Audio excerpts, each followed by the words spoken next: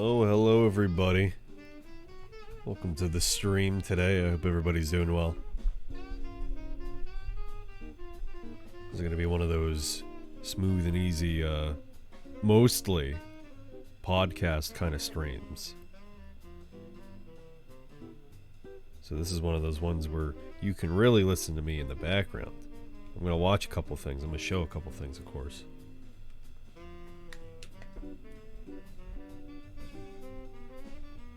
No games today. I'm attaining my true form of just talking and never playing a game on stream. That's it.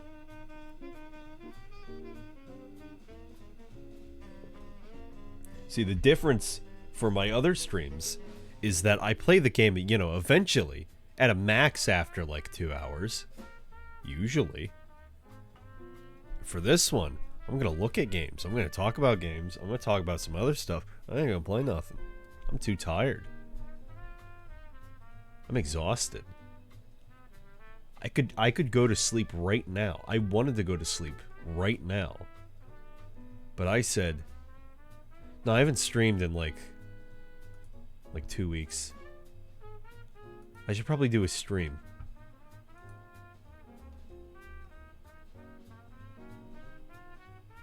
You're welcome.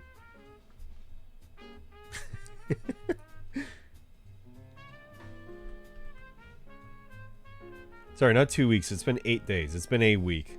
I was thinking about Fear and Hunger. It's been 2 weeks. It's been over 2 weeks now since I played Fear and Hunger. Makes me sad. Get back to Fear and Hunger. Also, what is this Monster Hunter Now stream request? What is this? I don't even think that's out yet.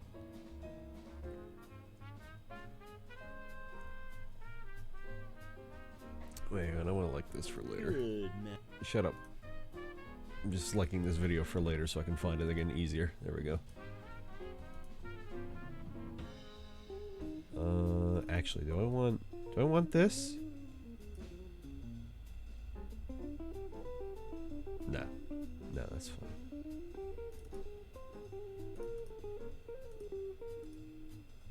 Anyway, I've been up since, well, let's see. Technically, it hasn't been that long. It's been long enough. It hasn't been that long. It's been long enough. So my sleep has been pretty shit. I felt pretty shit. Everything's been a little shit. That's life. You have your peaks and you have your valleys. It comes and goes. It ebbs and flows. It is what it is.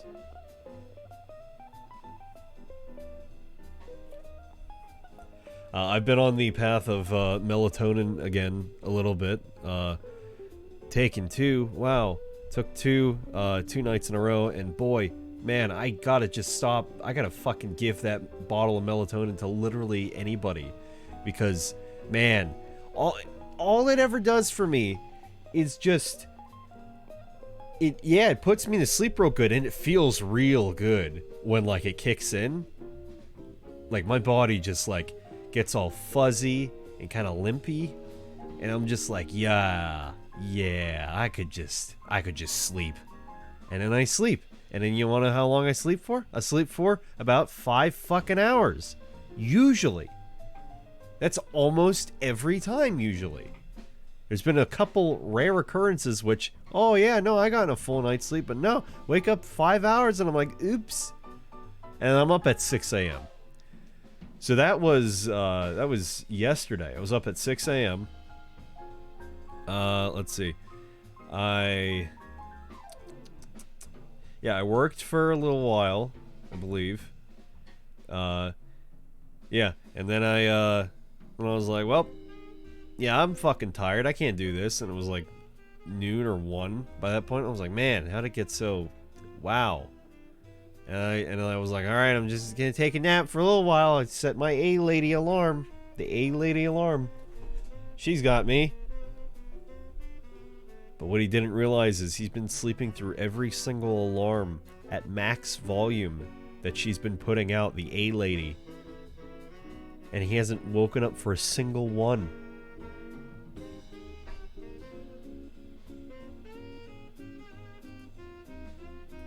I just want to double check, by the way. He's not in a bottle, is he? I just want to double check, by the way. He's not in a bottle. No, he's not in a bottle. He's not in a bottle. We're all good. We're all good.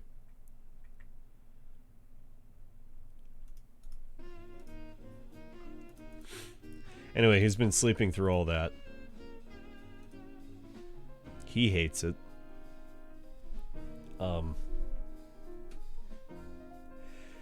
And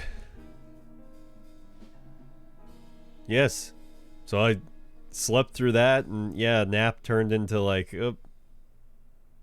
oops, like 5 hours. Oops, 5-hour nap. Oops, how'd that happen? And then yeah, so I've been up since the time I said before is not going to sound right, but you got to trust me on this. I've been up since like 7 p.m. I think. It's 1:30 p.m. right now. It's been a long night and morning. I really want to sleep. But I want to hang. I want to create content a little bit. Wow. I want to go over a few things. Because, oh boy, things have happened. To me, to the gaming sphere. Wow.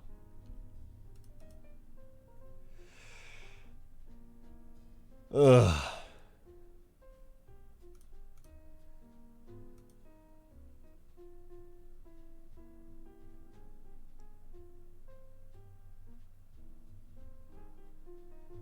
I'm tired.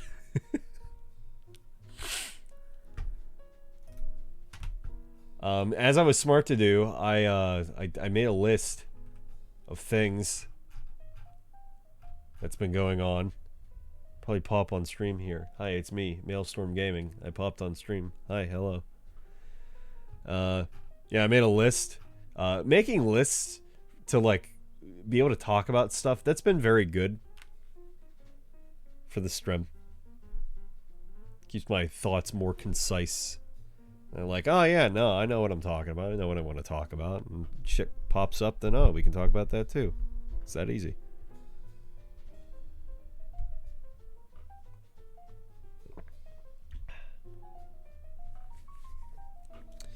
Let's see. For starters,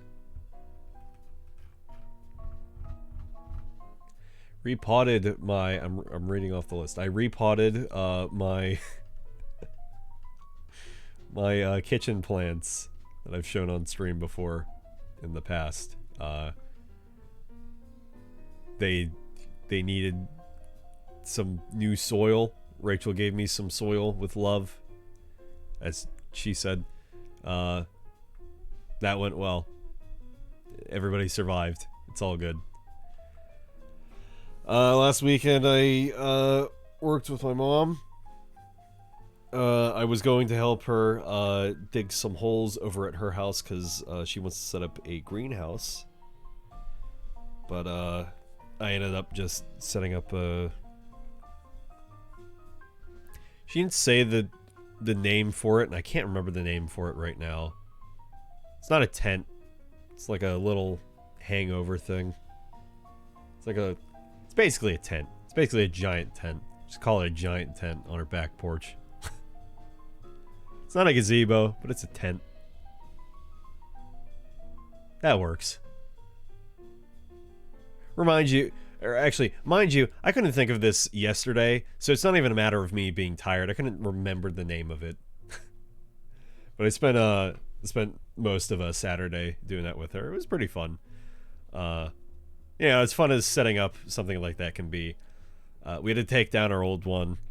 That's gonna go to my sister. And then the new one, real pain in the ass with the thumb screws, let me fucking tell you. I don't think I've ever had such frustration turning in thumb screws. Ever. Like, it took us, I think, a good, like, 15 to 20 minutes until we were able to, like, finally get a good pace going. Putting those in to, like, the legs for the whole, like, tent. The whole cover. It reminded me a lot of my current computer case, because a lot of those have gotten really, really difficult to screw in, because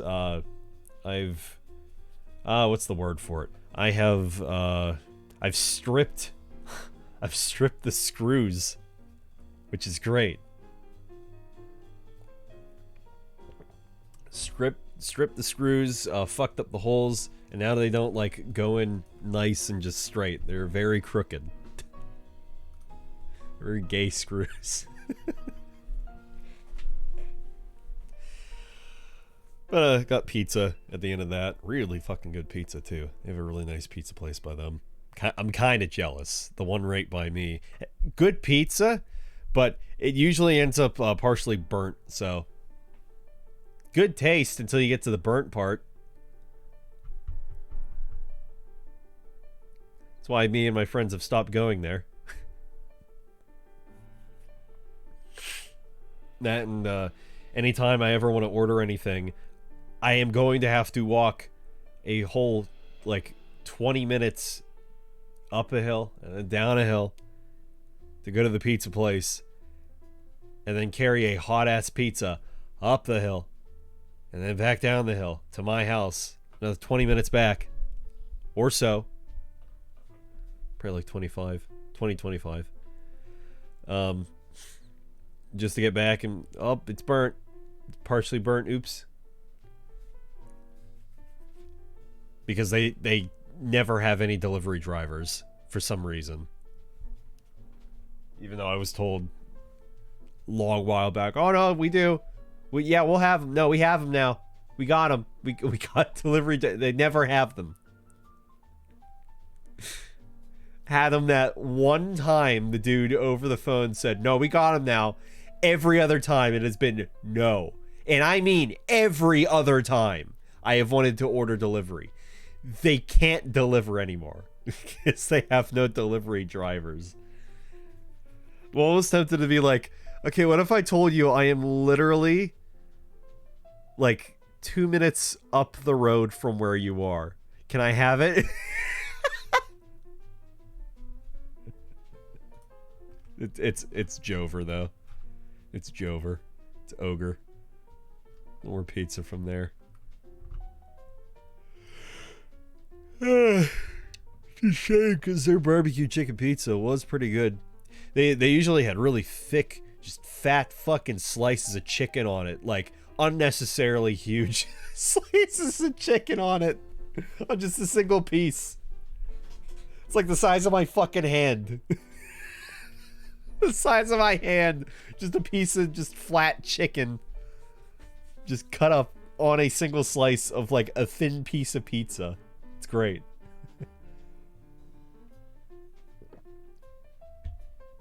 To be fair, their crust fucking suck too if it's not burnt. It's the kind of crust that, you know, you bite into it, when you get to the end of it, you're like, ooh boy, the crust, I guess, yeah, don't waste the crust.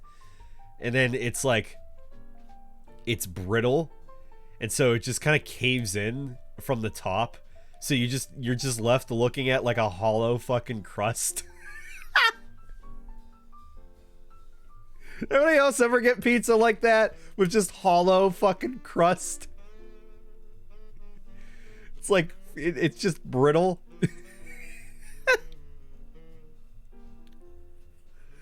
It's like drywall. You just break through it with like barely any effort. It's like, oh, oops. It's hollow in here. My drywall fucking pizza. Cool. Very cool. Awesome. Oh, Christ. See how that went? Just suddenly got on the topic of pizza. Crazy.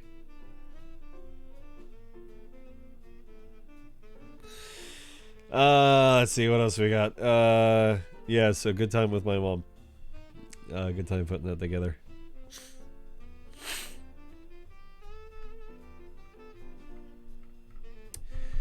Let's see. I decided to make a bard character in Baldur's Gate 3. Which is funny because everybody was like, "Oh, you know, he's gonna play the bard." I'm like, "No, I want to be a sorcerer. I want that to be my main character." Well, I wanted to try out bard because everybody was like, "Oh no, you probably should just play the bard. You want to play the bard?" Yeah, I'd like to play the bard, but everybody's playing the bard. You should probably just play the bard. No, I don't want to play a bard because everybody's playing the bard. It sounds boring. I don't want to play a bard because everybody's playing a bard on stream. I don't want to do that. So I made the bard off stream. Let me tell you, I went around for a good hour and a half trying to think of what race, what gender I wanted this bard to be. And initially I was going to go with, I was like, I'll go with like one of the sexiest races. I'll go with like a female drow, the dark elf.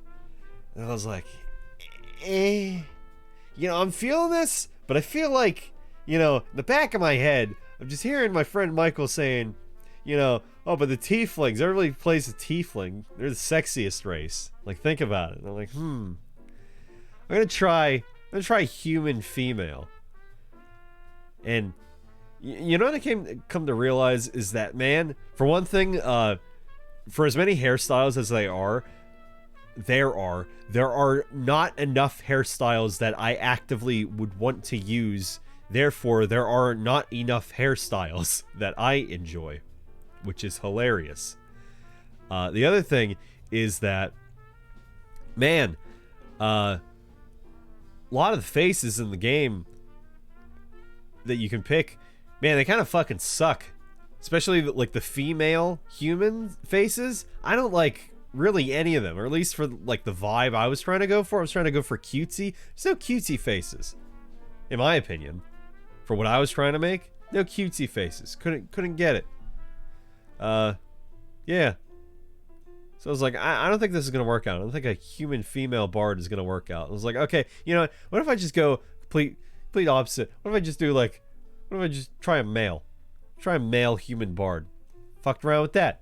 I was like, okay, I got two things here right now.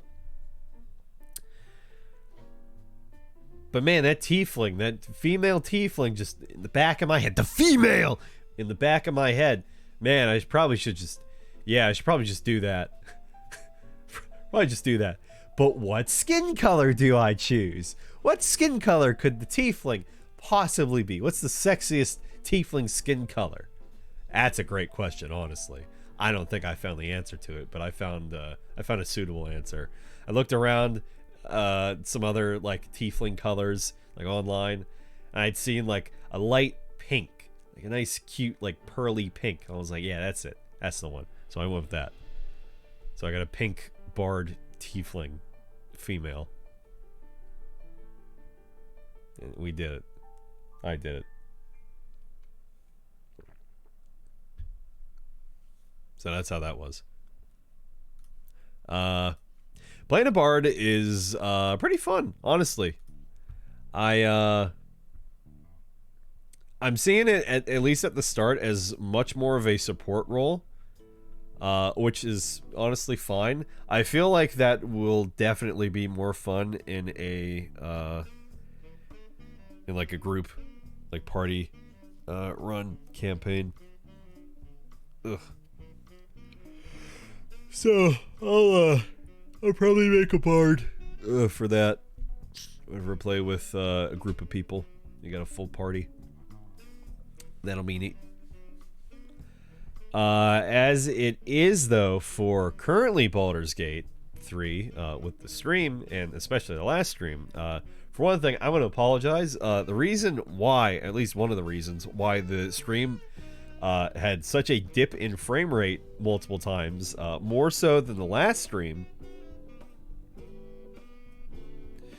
is because I forgot to turn off wallpaper engine. I have 4 wallpapers running.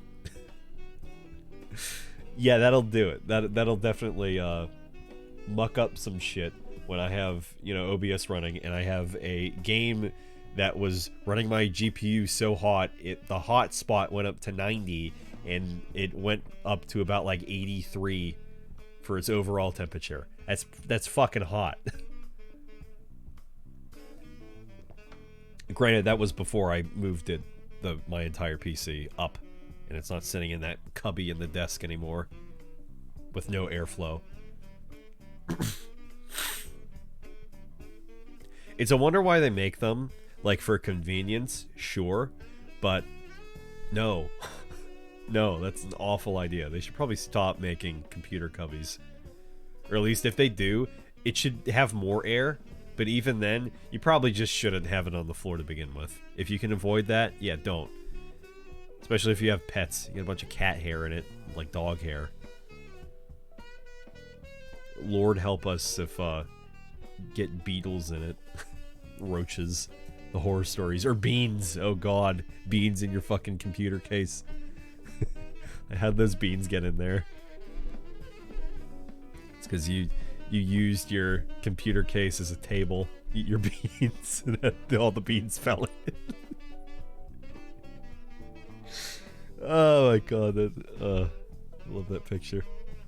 Just a case full of beans. Runs on beans. Runs on baked beans. Oy vey. Anyway, that being said, I am debating whether or not I should just go ahead and play Baldur's Gate 3 on my own. As much fun as I have had hanging out with everybody, especially that first stream making my character, that was a lot of fun. For all the annoyance that it was, I did have a lot of fun with that, and everybody chiming in.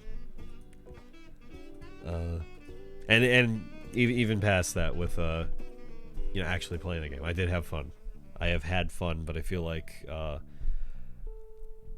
I just can't stream it. And especially from what I've heard, Act 2 and Act 3 onwards, whenever you get to Baldur's Gate especially, like, ooh, it's not optimized that great.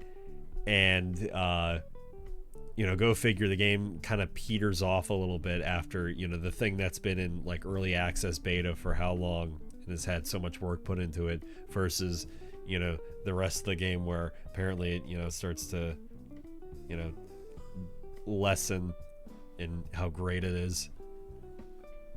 I only know what I've heard. I can't make any other opinion other than that.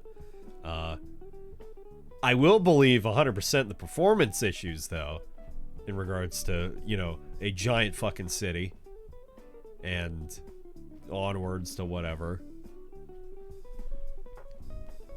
So I'm considering it. Alternate solution is to run the stream at 30 FPS. That sounds awful, though, and I don't want to do that. And I feel like at that point I'm probably just hampering any fun that I could be having more of. At this point, it's like, man, I've really wanted to play Baldur's Gate 3, but like, oh, I need to stream it, and like, other people want to play Baldur's Gate 3 with me, and it's like, but man, I gotta stream more of it. Like, I don't want to pass up, you know, too much of what I've done. I'll put it to a poll, sometime soon. I'll think about it some more.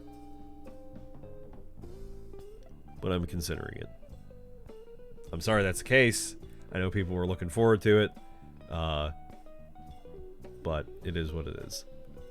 I can stream other things. There will be other things. I'm sure people will get Baldur's Gate 3 wariness soon enough. So, won't be the biggest deal in the world. Besides, there's still plenty of other things that, honestly, I think I'd probably have even more fun with.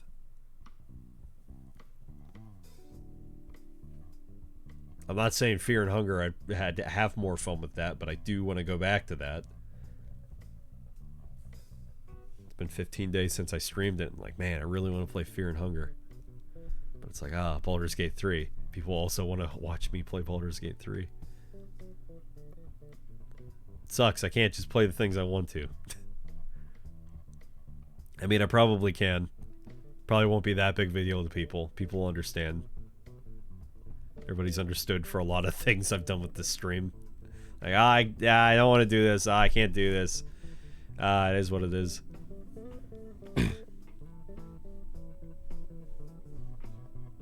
So that's what I'm thinking of in terms of Baldur's Gate 3. I hope everybody else is enjoying it a lot. That's the other thing too. It's going to take me forever to finish it. Like, that is a game that I'm going to put, if I were to stream it to completion, that is a game that's easily going to, like, overtake Elden Ring's first playthrough. Like, and that was 185 hours. It's going to overtake that by, like, an additional 200 to 300 fucking hours. If I were to stream it. And part of the problem with that too is that I can't help not reading everything because I have to. Cockring going to be in the past. It's already in the past. Cockring already happened.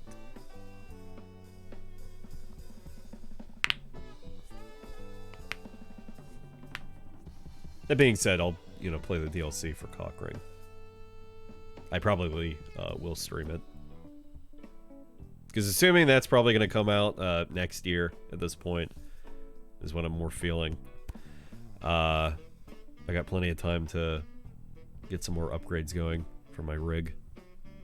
Because I forget the stream that I had done for Elden Ring when I was fucking around and testing.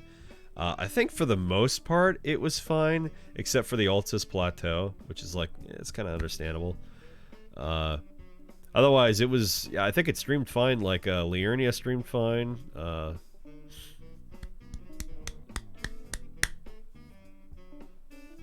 Yep, it was fine. It was fine other than Altus Plateau.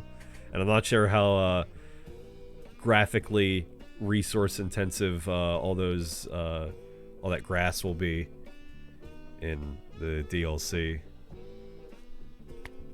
At the very least, the PC version will be more optimized at this point now than it was on launch, to the point that, oh, I can actually play it compared to when it launched, and it's like, oh, I guess I'm gonna get the PS5 version as well and then stream that.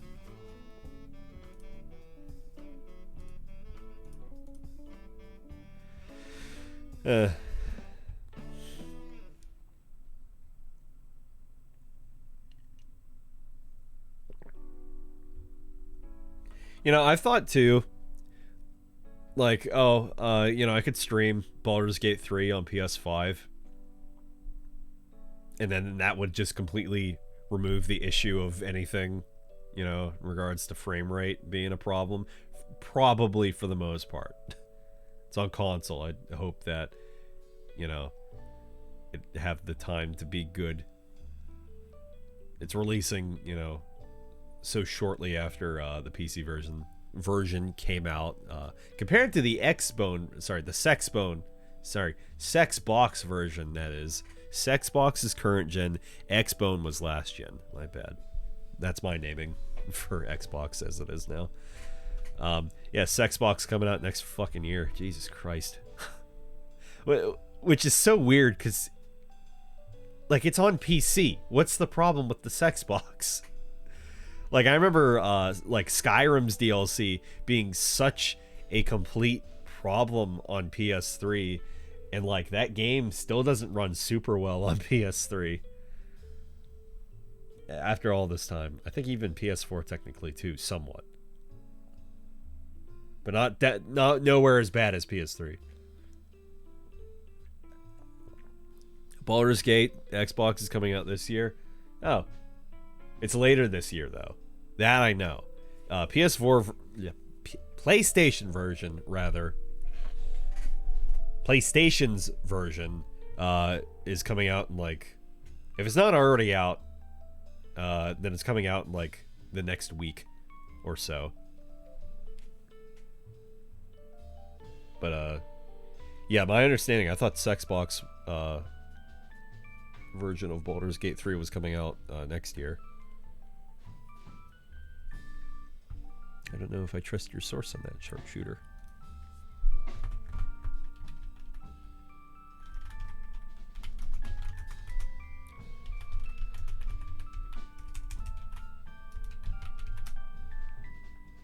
I'm seeing 2024.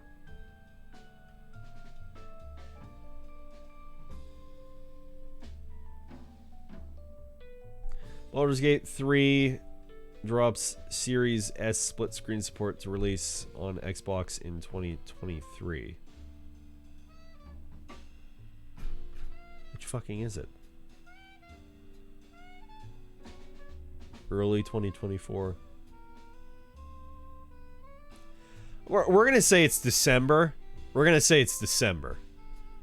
We'll say it's December. We'll do that. It's December. It's coming out in December. Nobody said that, but I'm saying that. I'm saying that now it's coming out in December. For Sexbox. If we're not going to be specific about it. That's what we get. Also, sorry, I forgot to mention this earlier. Sharps, thanks for the 22 months. I appreciate it. Sorry, I forgot. I'm tired. I'm exhausted, as we mentioned. I mentioned it. I did it. Nobody else gets credit for this. Exhaustion. I did it.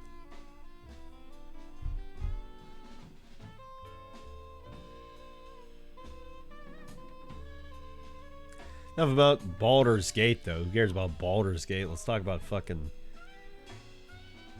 Talk about fucking Disco Elysium. That game is good. The game is so good that it's going in my... It is definitively going in my top 10 favorite games. It's so good that it's knocking out... I'm pretty sure. I started putting together the reformatting of the list. I think I know where it's going to go. I got to think about it a little bit more. I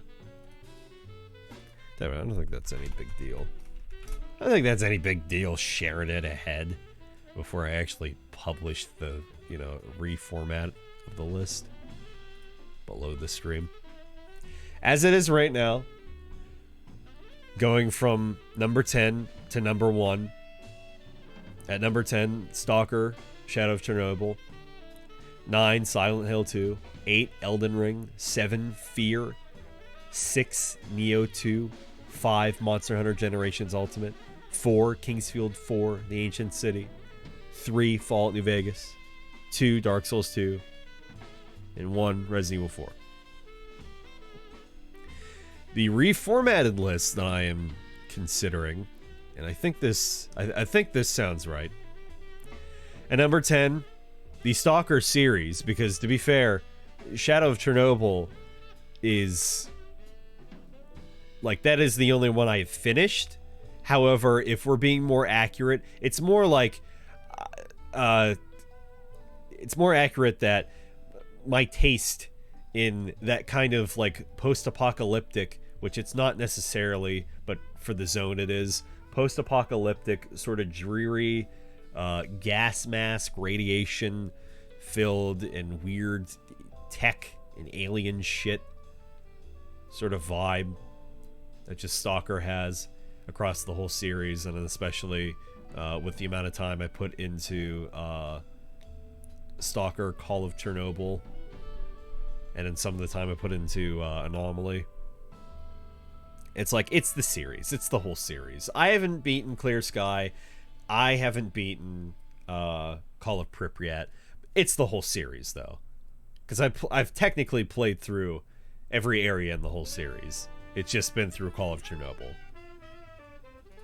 So that's how that is. Shut up. At number 9, Elden Ring. At number 8, Neo 2. 7, Fear. 6, Monster Hunter Generations Ultimate. 5, Disco Elysium. 4, Kingsfield 4, The Ancient City. 3, Fallout New Vegas. 2, Dark Souls 2, Scholar of the First Sin. I feel like that is a good distinction to make as opposed to just Dark Souls 2. Is Dark Souls 2, Scholar of the First Sin. And then 1, Resident Evil 4 OG, which needs to be addressed because it's not the remake, it's the OG. So Disco Elysium is currently at number 5 in my top 10 games list. I put 38 hours into Disco Elysium in, I think, the past week and a half. Again, within 6 hours, I knew, on my first session, I knew that this game was going in my top 10 favorite games. It was just a matter of where. And while I really love Silent Hill 2, and that's probably at least, it's in my top 20, I would say. It's between 10 and 20. The more I think about it, the more I play it over the years, Silent Hill 2, it has a great story. You're there for the story. But the gameplay is, you know, the atmosphere is great, but the gameplay is just, you know, you're not really there for the combat, but it's like, once you've gone through it, it's like, yeah, you know, you're going through it. The atmosphere and the, you know, area design is still great, but it's like, that doesn't really change. It is what it is. You go through the apartments once, you've gone through them 100 times. Like, there's not really much of a difference. Again, that's not to diminish how great of a game it is. Story's great. Love the characters. Love the direction for, like, basically the entire thing. It's just the replay value of it just lessens and lessens as years go on, and I replay it more and more. Still a fantastic game. Just not my top 10. And again, I know the combat isn't the major focus of it. I feel like there should be at least some focus on it. But I don't know. Like Resident Evil 2, I think did it really well, where it's like, you know, you're using, or Resident Evil 2, Resident Evil 1, you're using these resources to get through areas, to then be able to backtrack through areas without any problems. Like, oh, you killed this Zambambo, he's not going to get back up. I'm talking Resident Evil 1 on the PS1. I'm not talking about we're not talking about the GameCube remake, because then, you know, we get into Crimson Heads, and I'm not talking about that. I haven't played that one.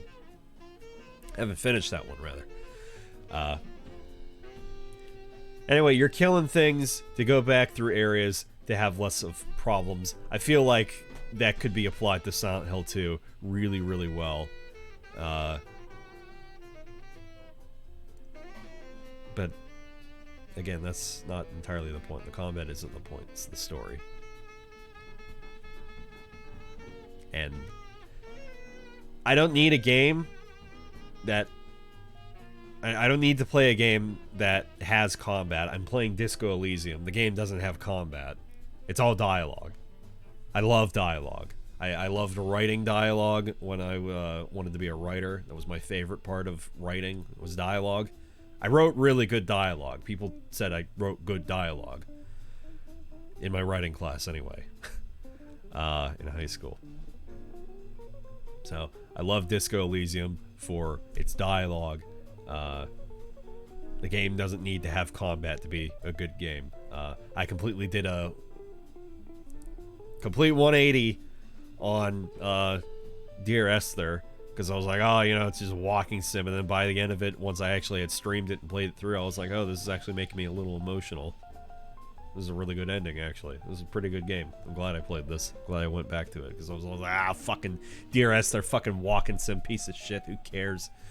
But then, you know, I still go for games, I'm like, oh, it's just a walking sim. And it's like, but Dear Esther was a walking sim, and it was really good, though. But something like Amnesia Machine for Pigs, that game fucking sucks. Is it because of the expectation of, you know, The Dark Descent to follow up with another great game like that? Yes, at the time. And that's why it was such a disappointment. That's why I was like, yeah, no, it's just a walking sim. And it was made by the people that made Dear Esther. And it's like, it almost warrants like a replay at this point. I've thought about that a lot. Like, I need to go back and actually play A Machine for Pigs, because I need to know, was it that bad? I don't think it was that bad. I don't think it's no Dark Descent. I don't think it was that bad, though.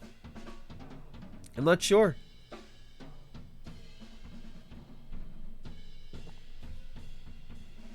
That being said, I'm very glad that the bunker apparently was very, very good. The latest Amnesia game. I'm really happy they brought back custom stories for the bunker. That really needed that. Very happy about that. Cool that they're using the same engine too that made fucking Penumbra, which I have on disc for the PC. Awesome. I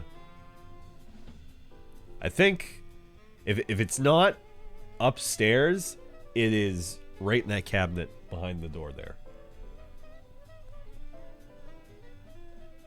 Anyway, Disco Elysium, yeah, if you have even like the slightest interest in a murder mystery mixed with the best writing in any game I've ever played ever, yeah, you should probably take a look at it. Like, I can't recommend this game enough. I would jump up and down and recommend it. Like, let's go through just like a couple little bits of dialogue here that I would love to share.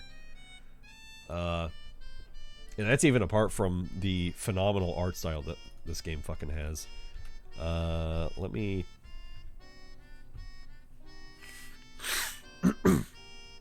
yeah, let me go ahead and read off some of the dialogue here. I took some screenshots.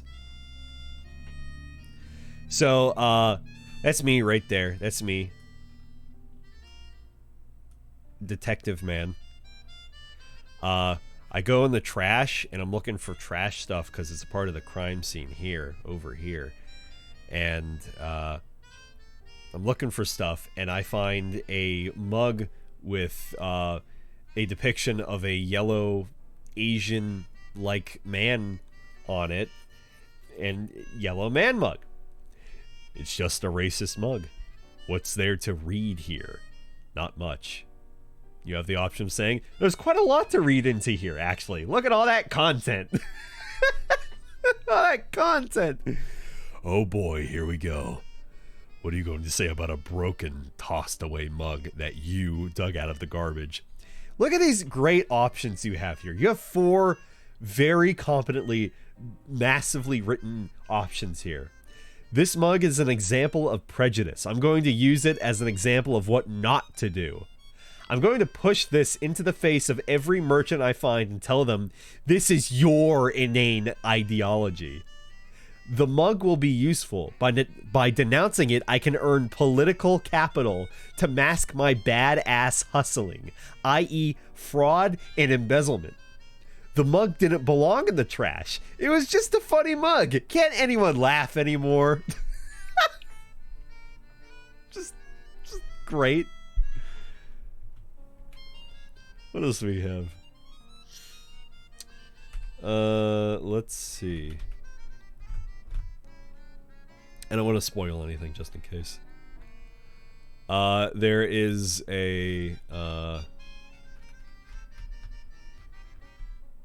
there's a where the hood at reference, which is just great. There's a moment in the game where you learn about the reality of the world that had me so confused and literally made a pit in my stomach of like, wait, what? What? That is a moment that needs to be experienced. Let's see. Yeah, here's another good one.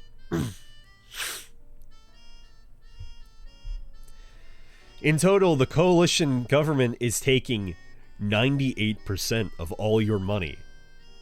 Me, are you sure? That seems like a pretty big number.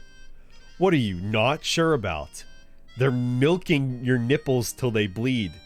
Can't you see? Aren't you sick and tired of having bloody nipples? This isn't going to help me solve my money problem. It's only making me into a free market type. Opt out. What are you, a racist? Don't be a racist. Be a cool immigrant, ultra-liberal free market advocate. Ride or die. Keep it straight. Well, if not being an ultra-liberal makes me a racist, then I guess I should be an ultra-liberal? Opt in. Go away! Discard thought. Here's another good one. I wanted to get a sandwich from a guy, or rather, I just wanted to see what would happen. Oh, that's good. That's very good. He's visibly relieved. He must have other business then. I failed a check about the sandwich. Asking about the sandwich. A man so principled about a sandwich calls for a principled approach. Time to get political. I'm not so sure about this. Too late. Daddy's already fighting the bad fight. Make it stick. These options seem awfully fascist or communist. What if I don't want to say them? Say one of these fascist or communist things or fuck off. You get 3 options: communist, fascist, and the one that I just picked and read off. And then the game just takes away the third one, so you only get 2 options. Communist or fascist.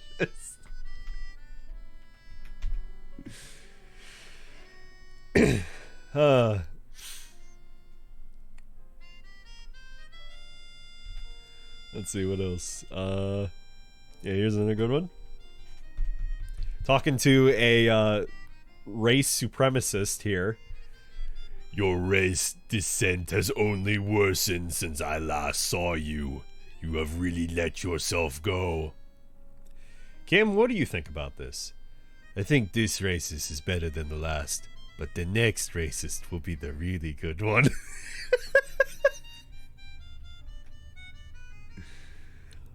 You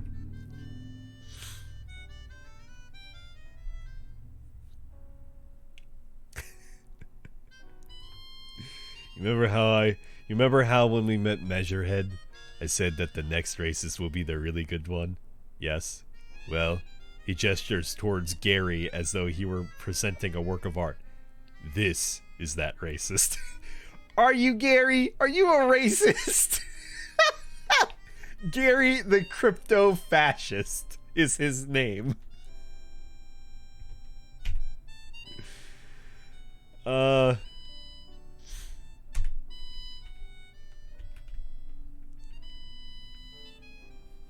And let me give you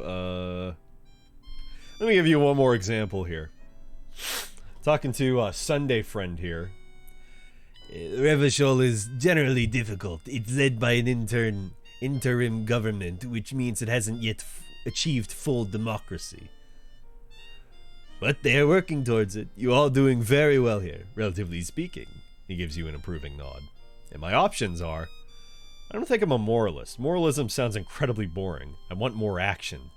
Moralism is the ideology of foreign occupiers. Revachol must be governed by Revacholians.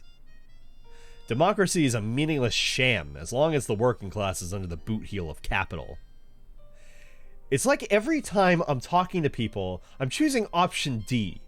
None of the above. Is that moralism? Is this option D usually the most reasonable answer? Yes. Everything else is super extreme. It's like I'm living with a bunch of lunatics. It's usually the most boring one. And then you have people on the Steam forums genuinely asking, will this game turn me into a communist? Like, for Christ's sake. Anyway, played Disco Elysium. Again, I can't recommend that game enough. Within 6 hours, it was in my top 10 favorite games of all time. We gotta start up some other shit. Let's start up some other shit.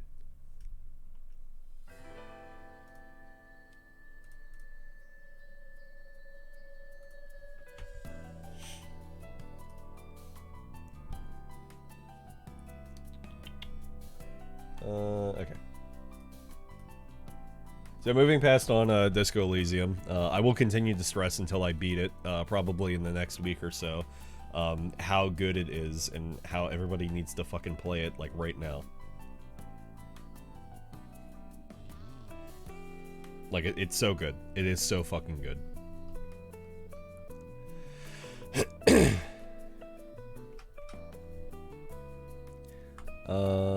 Let's see. Random thought. I had asked my A lady back there about if it was gonna rain, and then through like muffled static, she started telling me about it, and I got a little spooked.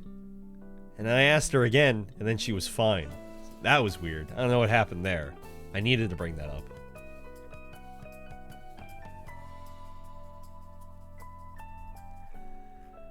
All right, let's talk about a little bit of animu. How about some animu? And then I'll get into the Gamescom stuff. That'll be a bit before I get to that, though. Just FYI.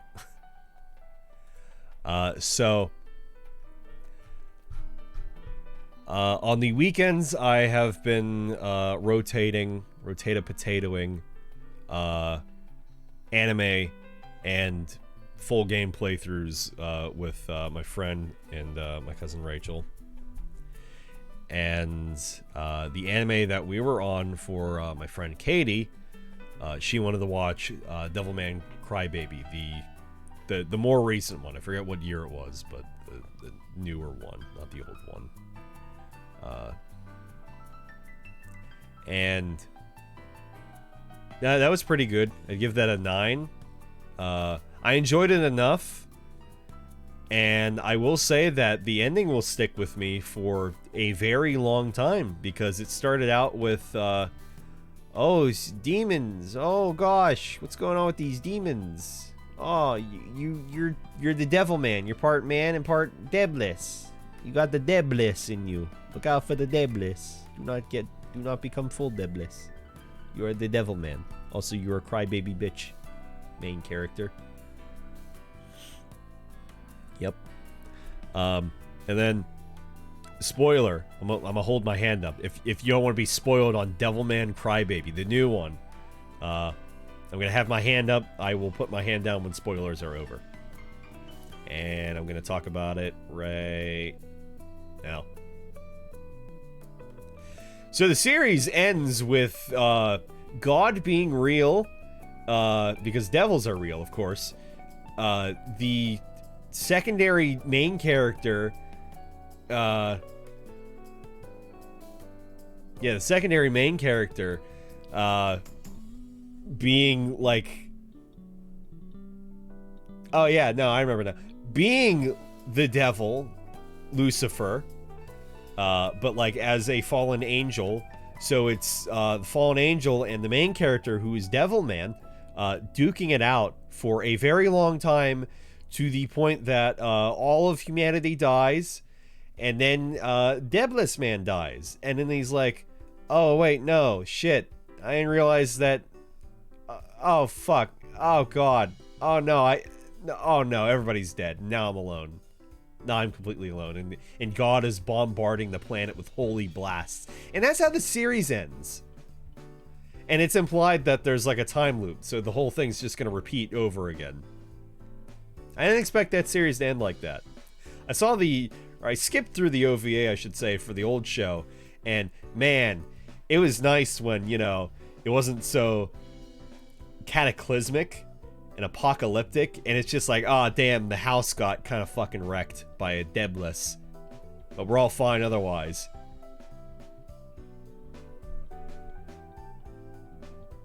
Alright, so I'm done talking about Debliss Man spoilers. So yeah, suffice to say, holy shit. Ended crazy. Loud car. Ended crazy.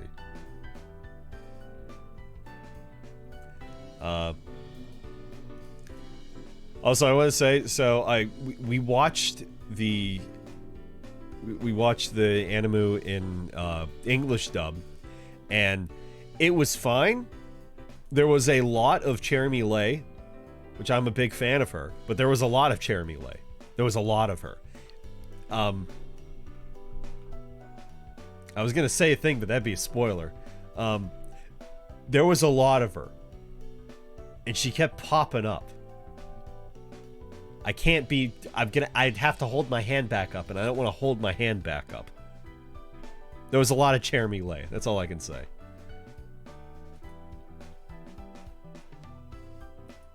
Also, now there's an ad break. I still had like 4 minutes left. What the fuck?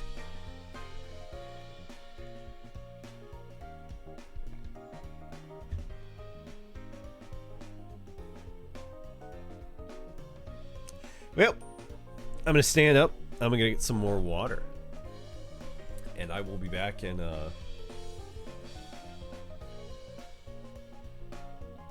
3 minutes, I guess. Woohoo.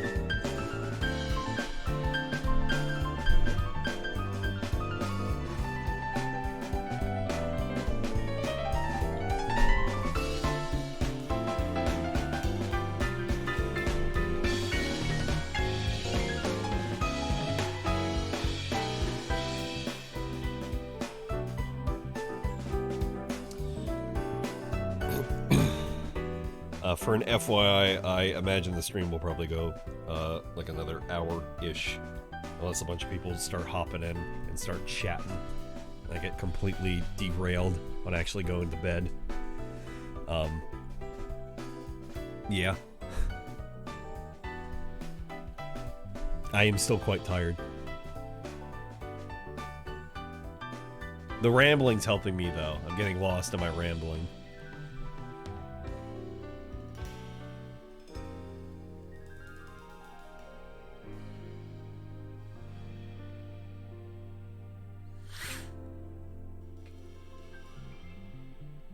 Also, I still have no idea what's going on with Gavlan Bot when he just disappears. I need to look into that. I need to look up, like, what is up with the Stream Elements bot that it just keeps disappearing, like, several hours into my stream? Or is it just my Gavlan Bot that's just fucked? I don't know. Not sure.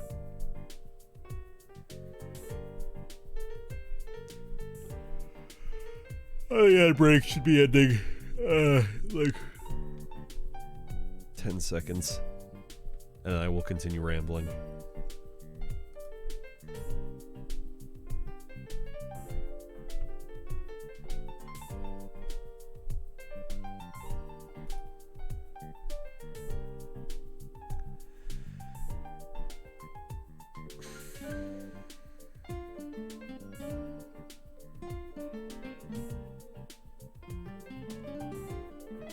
I'm gonna presume I'm gonna assume that the ad break is over. It should be.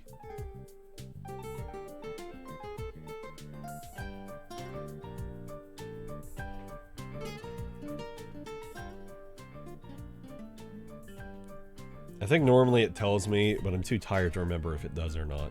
And like I'm looking for like a timer, but I can't see a timer anywhere that explicitly says, "Oh no, yeah, you're good."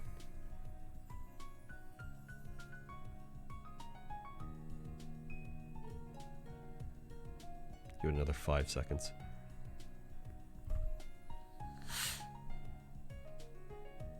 That's good enough for me. Anyway, welcome back if you hit ads. I didn't say anything. I got up and got a drink. Yeah, we had another 4 minutes until ads hit. I don't know why the ads hit early. It's clearly lying.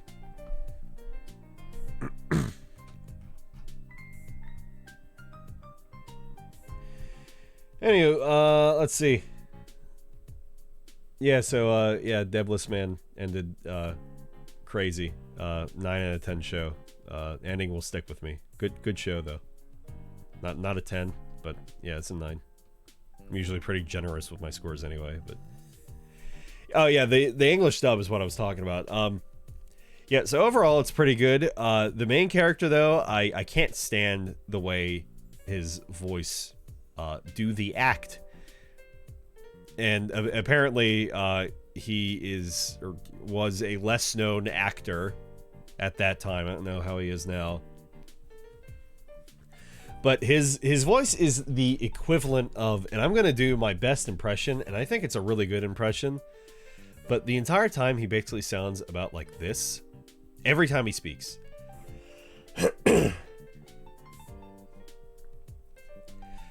How can you do this? You're killing the humans! How can this be? We're all just trying to live together! You can't do this! It's not right! Don't you see? I'm a devil man! And you're a devil man!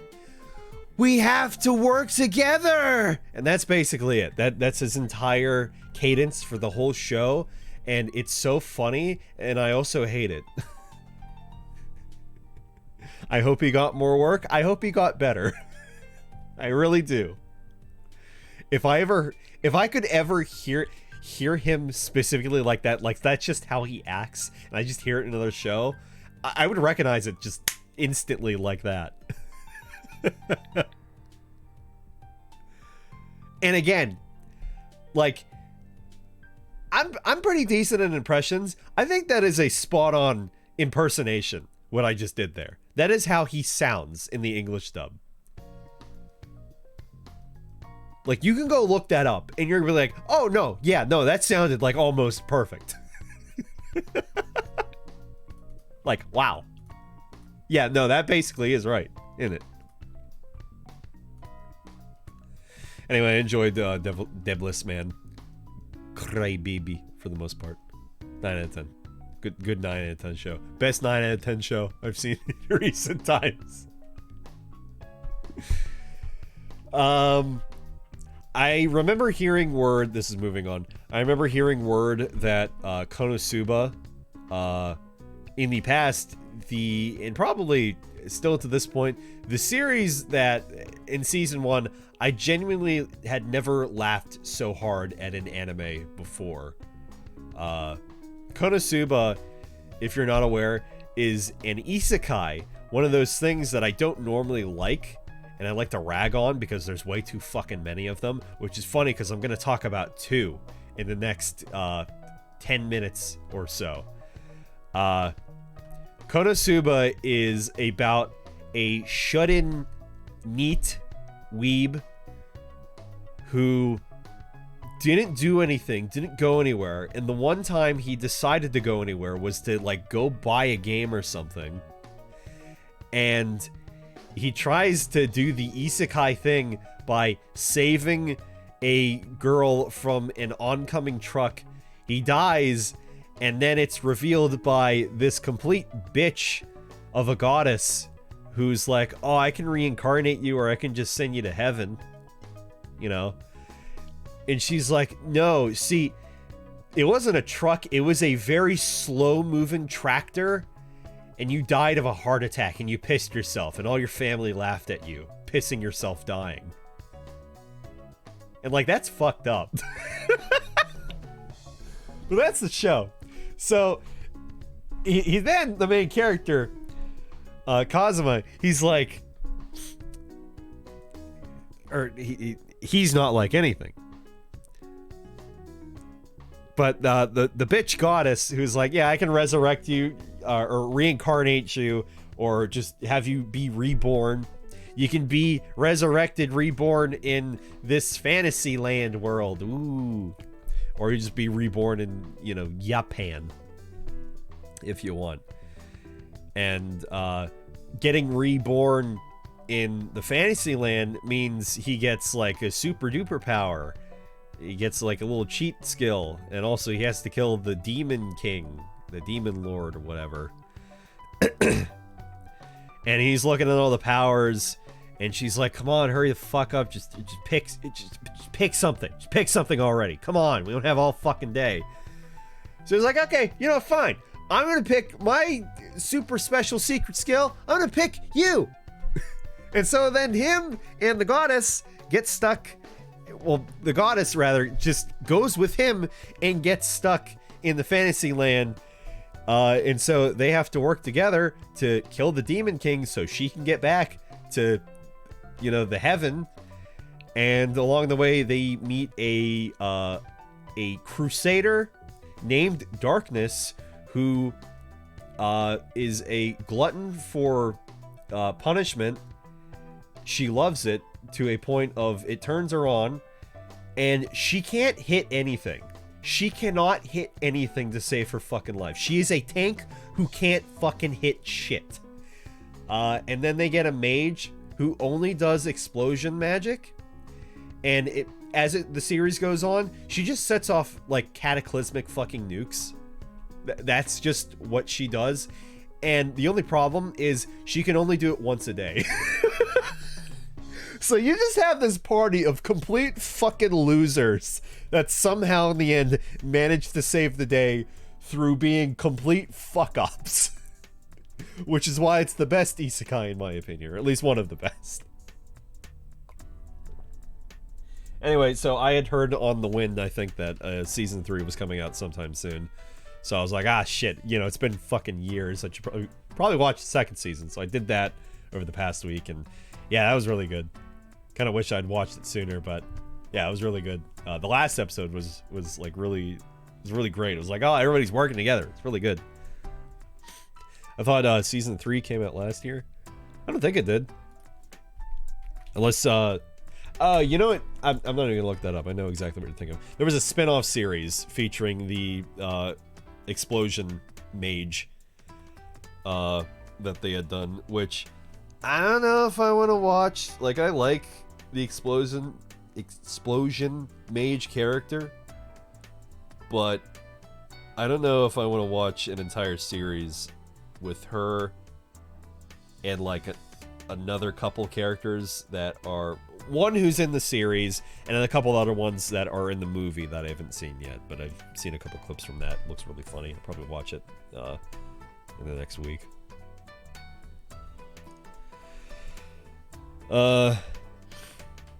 It's better than you might expect. Have you seen it? I didn't know there was a movie. Yeah, there was a movie. Yeah, it features like a very like lewd, seductive villainess, and also not a villainess, because also villain. It's quite funny. Alternatively, you could just watch Slayers instead. What is Slayers? Speaking of Slayers, I was thinking I should probably make my way back around to Goblin Slayer. Watch the first episode of that. That was a good one. It's probably about the same, but I like the, yeah, no, I am the guy who kills the goblins. Nobody knows how to fight the goblins. I fight the goblins the best. And that's all I do. I only fight goblins. That's it. But the first episode has rape in it. Wow. Slayers is an old school anime, basically a giant riff on D&D and fantasy in general. Yeah, I don't know if I've heard of it. Unless I have, then I don't know.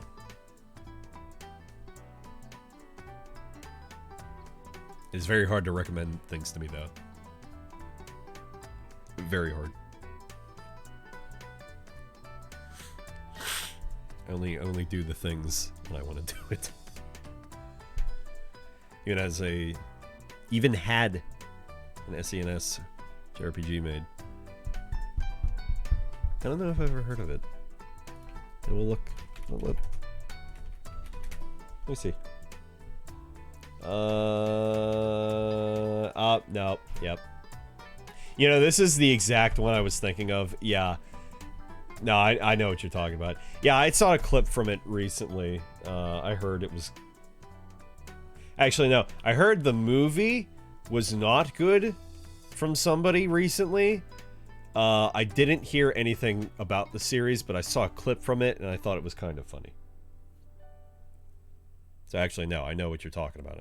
I know Slayers.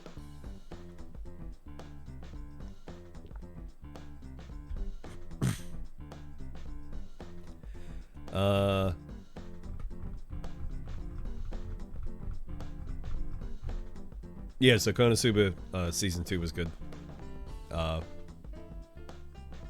the first season, I didn't know entirely what to expect from it. I just knew it was funny. And going into it, I was like, oh man, I didn't expect it to be like so fucking funny. And the second season was, I don't think it was as funny, but it was still very, very funny. So I eagerly wait season 3, and I'll watch the movie at some point, and I might check out the spinoff. I don't know. I have a few other animus on my plate. I wanted to rewatch Ghost in the Shell standalone complex because I had gotten through a few episodes of season 2 years ago. I think this is back when I was still living over at my mom's house across the driveway.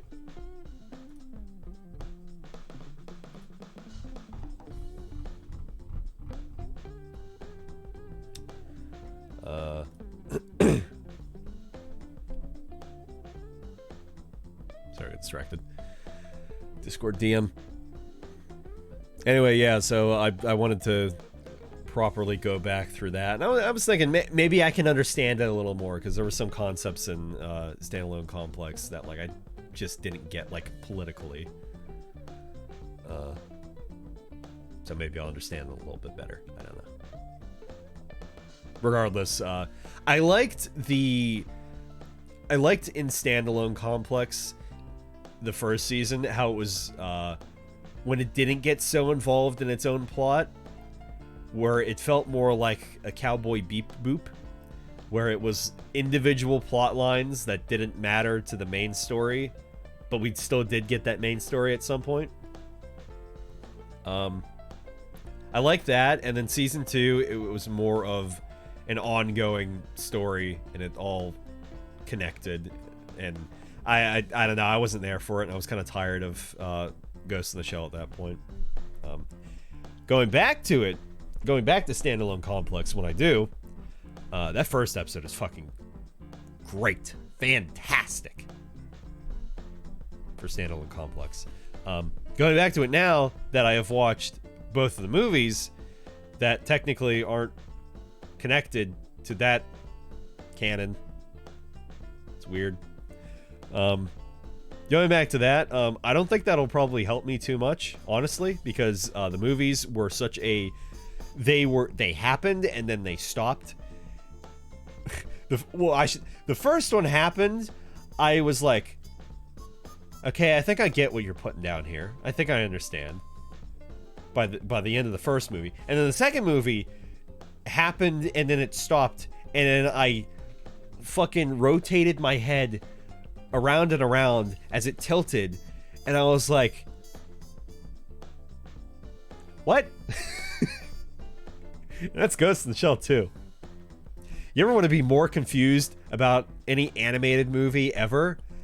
Ghost in the Shell 2, the movie, confused the fuck out of me. It is so in itself. Oh my god. Ghost in the Shell 2 is trash. I can understand that opinion, and I can respect it. I like the movie, but oh man, I didn't get it. Man, the majority of it went completely over my fucking head. I thought the ending was cool, but oh man, when they get to that point, and I think this is vague enough because I don't even think I totally understood it, that it's like considered a spoiler. The point that confused me the most was, I get you. Well, I'm sure you know what I'm going to say then. The point that I didn't get the most and confused me the most was, you know, when they go into the dude's house to investigate, but actually they're in a dude's head, in another dude's head, in another dude's head, in another dude's head. And actually, they were never in anybody's head, but they might have been. I don't know. And it's like, what did this have to do again with like trying to find out what the hell was going on with some of these like not cyborgs, with like some of these just robots? What was going on with these androids? What was the whole point of this? How did we get to this? Right here at the end of the film? How did we get here? Visuals were amazing. Visuals were really great. Music was really great. Everything about it was really great, except the plot. The plot fucking lost me. More than the first one. First one didn't lose me that much. Lost me like in a few little bits. I was like, I'm kind of confused with the plot at the moment, but like I understand what they're talking about. But like second one, it was like, wait, what? And like the characters are just so sure of themselves, like, oh no, yeah, I understood what was going on, and this is why this happened. And this is why we were in this dude's head, and I knew this was happening. It's like, what? And then they just leave the dude's house. And it's like that part of the movie takes like up, what, like 20 to 40 minutes? And it's like, but what happened? What happened in his house? Whose head were we in? Did he, what happened? Toga-san, what happened? Bato, what happened?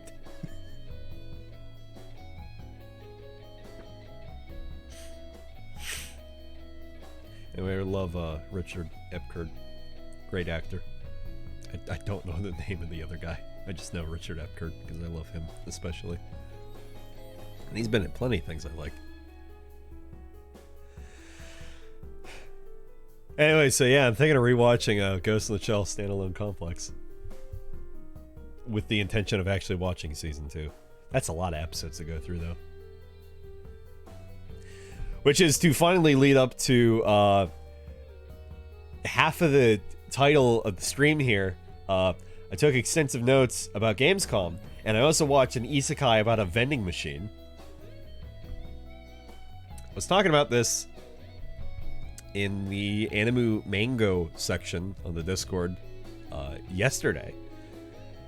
I should say 9 Anime recently rebranded itself to get around some copyright shit. It is now Anawave. Sure. It's basically the same site. I couldn't give a fig about the name change. I don't really care. Anyway, so I was going to the homepage because I realized I had favorited it on the Devilman Crybaby page. I was watching all the episodes from. I was like, oh, I gotta actually favorite it, so I can just type in Anawave and not just get Devilman Crybaby popping up every time. And I was seeing on the front page the anime, which I completely had forgotten about, that had come out, which actually it's still airing right now. It'll finish in September. I'm kind of disappointed about that. I will explain. The show's name is Reborn as a Vending Machine. I Now Wander the Dungeon. Great title. And it is another isekai. The kind of shows that I don't like. However, I figured, as I said before watching it, it looks really tongue-in-cheek, so I might check it out. Shrug. I checked it out that night. I have watched 4 episodes at this point. From yesterday at 10:20 p.m. I've watched 4 episodes. There's going to be 12. There's 8 out right now. That makes me sad. Because I actually really like the show. It's very like fantasy tropey, kind of. And it's just the matter of, okay, so we've done like, oh, the hero gets reborn and ooh boy. Ooh. No, while I have this in my thought, well, I don't want to forget this. There was a show that I don't know if it finished, or it might be airing now, or it might have finished recently. There was a show that like had the title of "Oh no, I killed the hero" or something like that. And it's like, oh, the isekai hero, the legendary hero, and then he dies to a pitfall trap, and it's like, oh fuck, oh god. What do we do? Though for my no, actually I think it did finish, or rather the manga, it might have finished. It has a manga. I was just hearing that it's very like boring, and it's just kind of just like, oh, it's a harem. Like, that's it. I think the concept is quite funny, but the execution from some of the clips I had seen looked pretty just whatever. There's nothing the Japanese won't reincarnate as. Exactly. So the main character, we don't get his name. He gets called Boxo, which I think is extremely degrading, but he's fine with. He gets reincarnated as a vending machine because he loves vending machines so much. He's a vending machine aficionado. He's riding a scooter up a hill. There's a vending machine on the back of a truck getting transported, and it's about to fall off the truck. He says, "Oh no, the vending machine's about to fall off that truck. I will save you, vending machine," as he jumps off his bike and he goes careening off a fucking cliff with the vending machine. He's then reincarnated in front of a lake in a fantasy land as a vending machine, and he has vending machine specific powers, and people think that he's a magic item, but he's a blessed vending machine because he was reincarnated as a vending machine. I think one of the cruelest yet like funniest parts of the show that really makes it different from just, oh, it's an isekai about like in comparison to the one about like, oh, I reincarnated as a slime. Slime can talk, I'm pretty sure. The vending machine can only talk in how a vending machine would talk. So, hello, have a nice day. Thank you very much. I hope to see you again. Thank you for your patronage. Please use me again soon. Oh, too bad you didn't win the lottery thing on the machine. Shit like that is all he can say. He can think internally. He does not have eyes, by the way. You will see all the marketing. He has eyes. The people don't see his eyes. That's like an internal thing for the viewer. He doesn't have eyes. He's just a fucking vending machine to everybody else.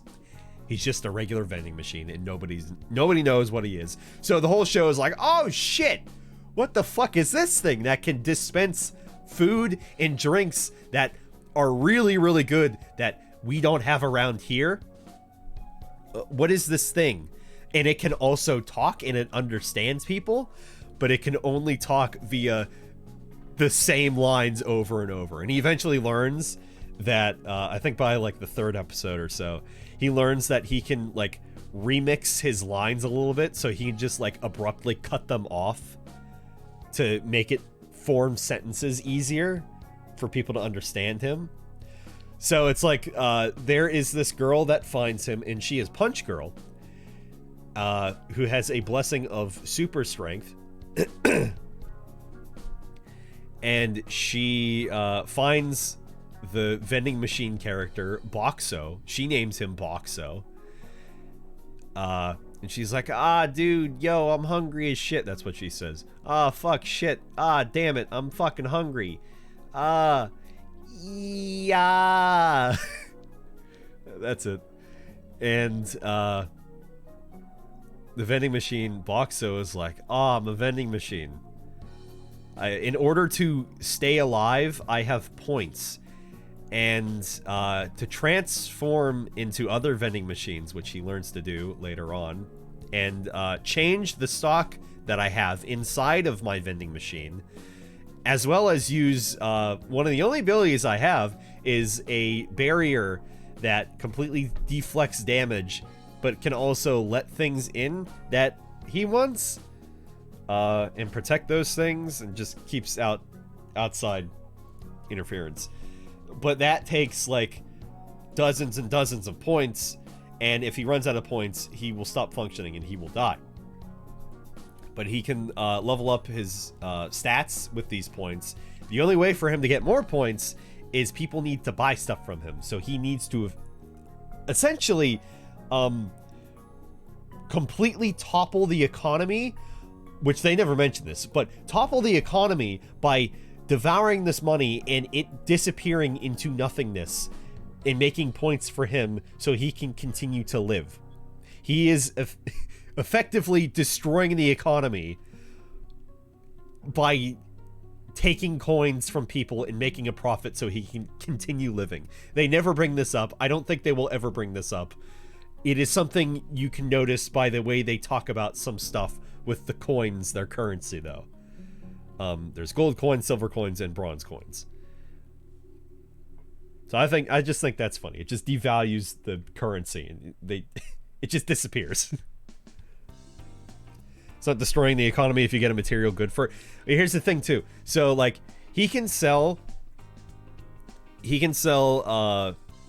like porno magazines, condoms, water, food, soup, stuff like that, underwear, anything that like I think even in one case, actually, yeah, the last episode I watched, he like dispensed like an oxygen mask to help somebody.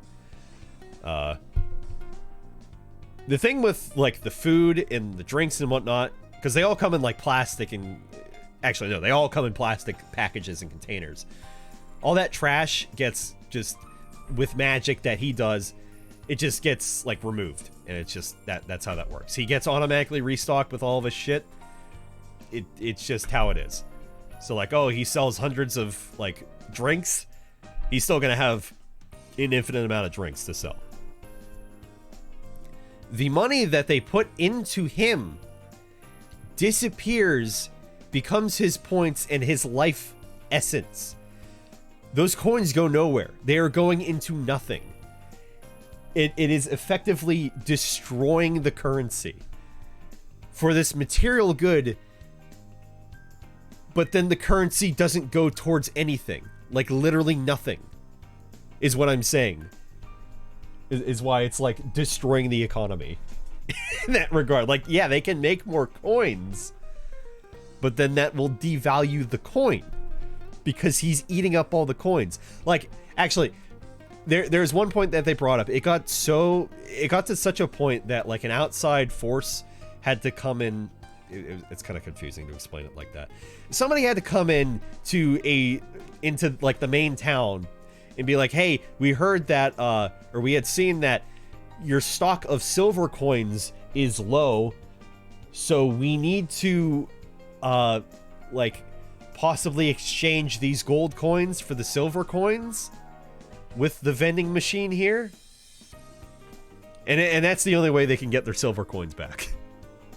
Is by trading them in and exchanging them for change. Like you put in a gold coin, you get change for silver coins. That is what I mean. Destroying the economy that way. The money disappears, it goes nowhere. They have to remake that.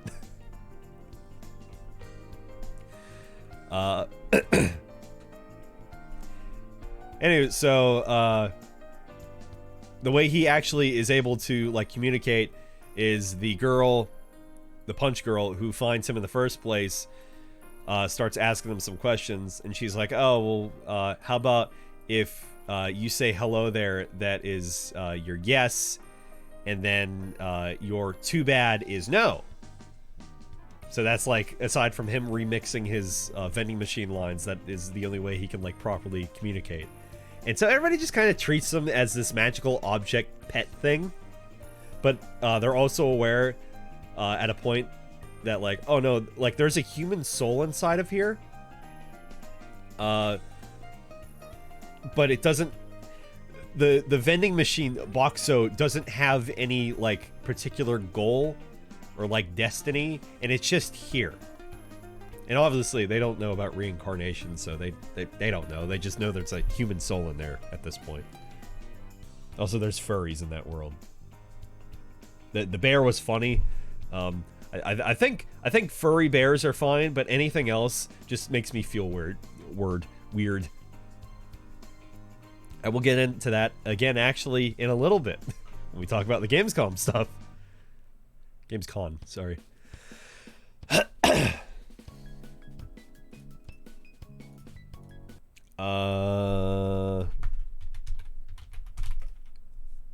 Also, the opening for the anime, which they play in the second episode, first episode shit, they don't play the opening.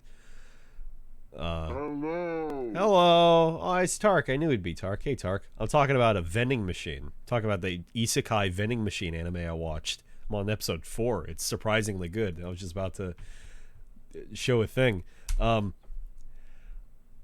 the opening for the show is like it gives me goosebumps. It's so good, or at least in my opinion, it's so good. I played it at the start of the stream. I'm gonna play it here for a very short bit. I'm gonna keep the volume a little bit low.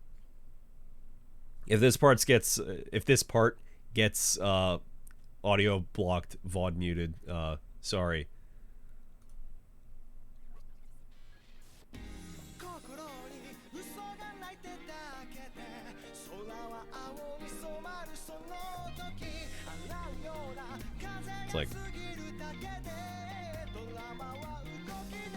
It's like this part here.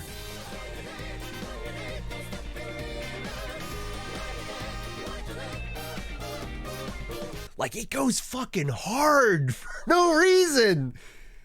I haven't heard an anime opening like that good in like a good bit. Sounds slice of life rom-com. I explained all through it.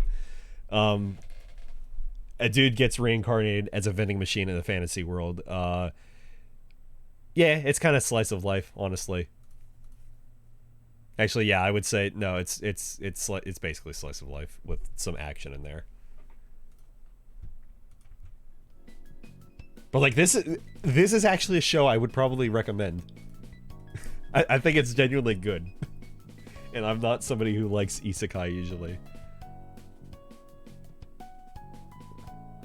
It's still airing right now. There's still 4 episodes to go, which I'm kind of sad about because I was hoping to just binge through it, but it's 12 episodes. Yeah, it's surprisingly good. I like it quite a bit. That I watched 4 episodes already.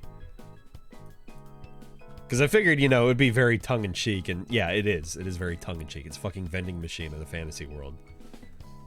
As opposed to, I got reincarnated as a slime. Ooh, we're gonna need like 4 seasons of that. Ooh. I don't know how that show goes. It probably only has 3 seasons. It has a gacha game though. That confuses me. I like that show. Do you? Do you like Isekai, Tark? Or is it just that show that you like? I like my vending machine show. I like my vending machine Isekai show. It's better than your fucking slime show. Slime is good. He hates Isekai. That's what he's saying. I hated slime. Damn, the opposing opinions here in this chat. I think off the top of my head, the only 2 I've watched since I was 14 are Konosuba and Slime. I was just talking about Konosuba too, actually. I finally watched the 2nd season. That was really good. I liked that a lot. Because I think a 3rd season is coming out quite soon. I still need to watch the movie. There's that side spin-off anime too with the explosion mage, Megumin. That I was like, I don't know if I'll watch it. And I might, I don't know.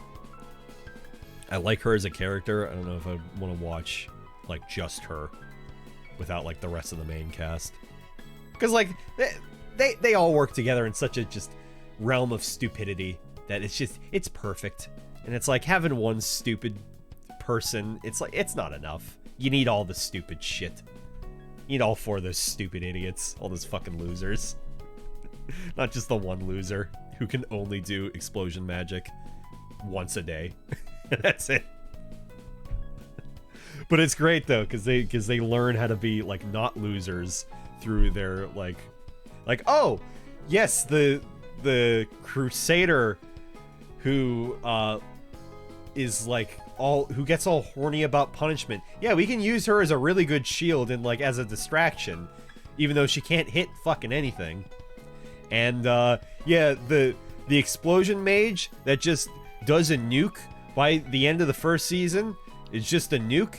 Yeah, no, we can use her like in every situation almost, except for inside buildings and caves. It's like they are all equally fucking losers in their own way. That's great. Konosuba is great. Vending Machine anime is surprisingly good. I did not expect it. I actually recommend you watch it. Darkness is best girl. Darkness is pretty good.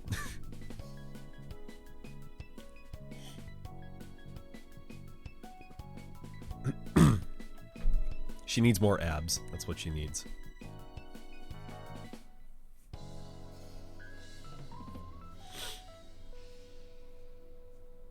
Anyway, yeah, Vending Machine was good. Reborn as a vending machine, I now wander the dungeon. I wholeheartedly actually recommend that a lot. Or at least, if you're even just the slightest bit interested, just check out the first episode.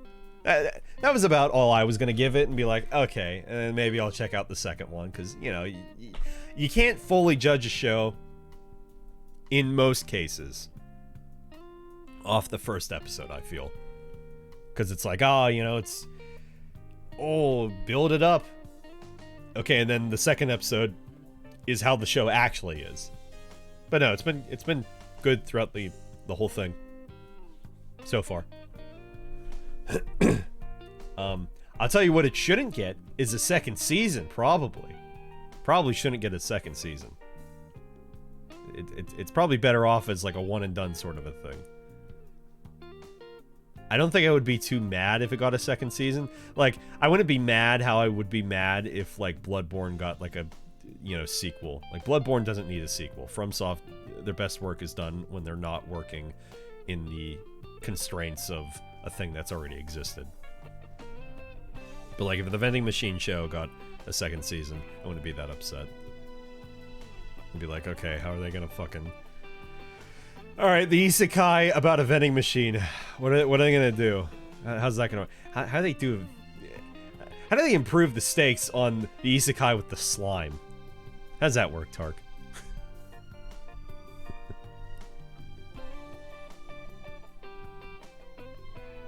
I was also mentioning the one Isekai.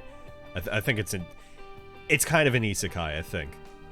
The one about the dude who is like, oh, he's the hero, he's the legend, and then he falls in a pitfall trap by, like, the main character, and he just fucking dies. And it's like, oh god, like, yeah, I think it's called, like, oh no, the hero is dead, or something like that.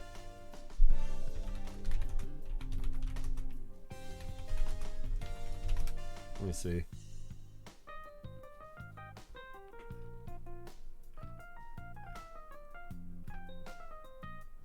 The legendary hero is dead! Exclamation mark. Exclamation point. Yeah, and it just seems like that kind of turned into like a whatever the fuck harem. Who cares? Great concept, and then it seems like they completely fucking flubbed it. Who fucking cares? Oh boy, another harem. What the fuck ever. There was one, I remember seeing, I thought was pretty interesting, and it seemed a little wholesome. And, if anybody knows what it is, by all means, I don't think I'm gonna be able to, actually, I don't even know the fucking name of it. I think it's an isekai, and it is about, I think a doctor that gets, like, reincarnated. And he's just really good at healing. And, like, that's it. And I think that's sort of a harem, too. But it seemed more wholesome. I can't confirm if it was a harem, though. I don't know if it was. But, like, him and fighter girl, buff fighter girl, like, get it on. I'm like, oh, yeah, that's cool. There's a lot of those. It is an isekai. Yeah. Again, I'm not expecting a miracle here. There's like 20 Doctor Isekai. It's much more recent, within like the past year, I think. Actually, yeah, within the past year.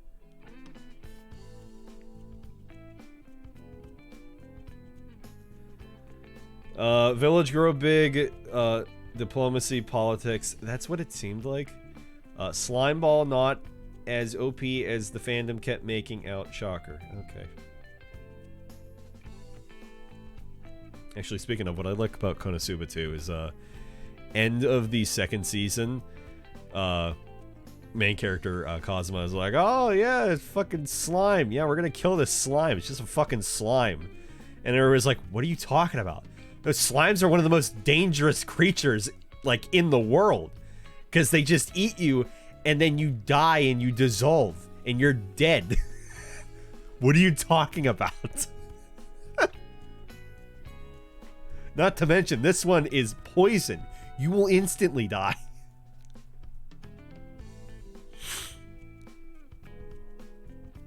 Additional ones for specific specialties, and even one for a TCM who heals with acupuncture. Homeopathy. Okay. Yeah, I don't go looking for these isekai. The vending machine one is like, and frankly, Konosuba is an outlier in of itself. It's really barely a fucking isekai. Like, yeah, it's an isekai, but they're all fucking losers. The vending machine one, no, that's an isekai, but it's a fucking vending machine. Like, that's just stupid. It's still an isekai though. Where, again, Konosuba, it's just like, it's a complete riff on an isekai. The vending machine one, it's an isekai with a really stupid twist. It's a fucking vending machine. The dude gets resurrected as a vending machine because he loves vending machines. I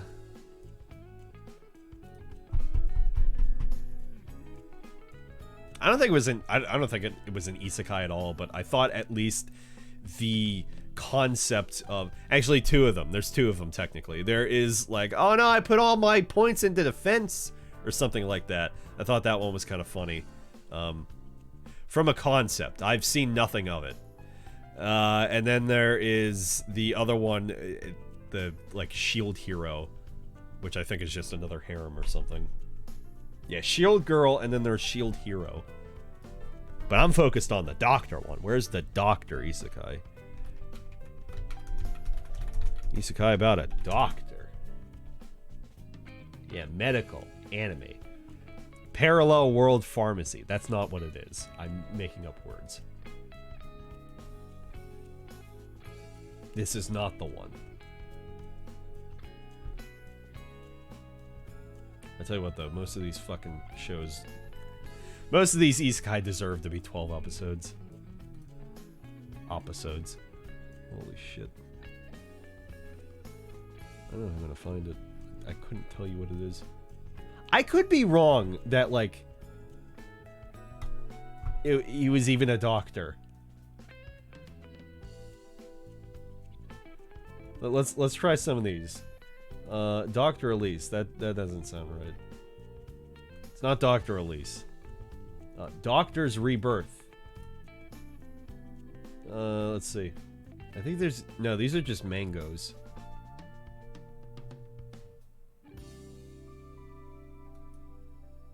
Yeah, I'm not sure. That's too bad. I was, like, somewhat interested in that one a while back.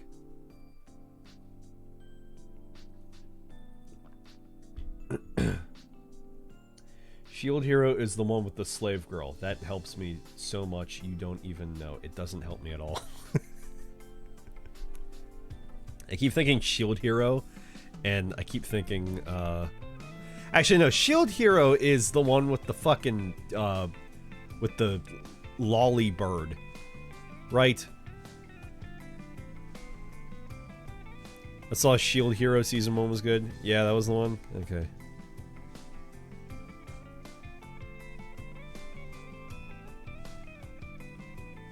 Yeah, I don't know.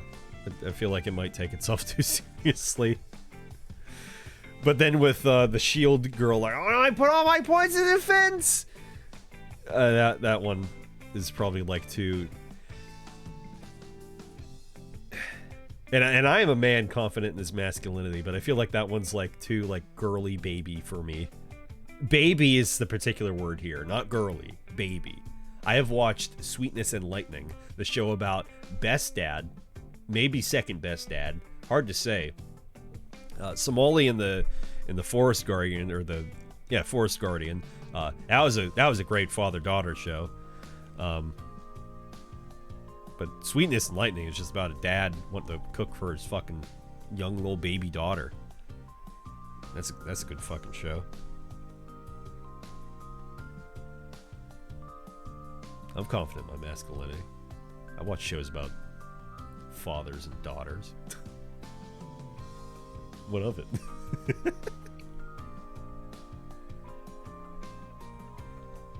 Anyway, when I was thinking Shield Hero, I was thinking the one with was it Spice and Wolf? Yeah, one with the merchant who's like, "Oh, wolf girl, ooh, my sexy wolf girl," and then that's the show.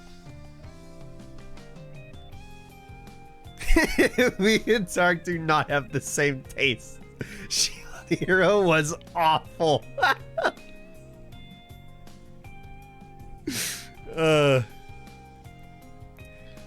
Tell you what, JC, what is a show in anime in recent memory, like one of the last ones that you watched that like you thought was really, really good? It doesn't have to necessarily be the last one that you watched, but the like last one that you thought was really good in general. Yeah. Or in general, or no, because then you'd be like, oh, Cowboy Bebop. I would probably say Cowboy Bebop. I don't know if you would say Cowboy Bebop. What was the last show that you really liked that was really good? Jujutsu Kaisen was good. I think Tark likes Jujutsu Kaisen. There you go. You can share that. I heard from everybody Jujutsu Kaisen was good. It looked good. I think I'd seen 2 episodes of it. It looked good. That is the one, just to confirm, that is the one where the dude with the pink hair swallows a finger.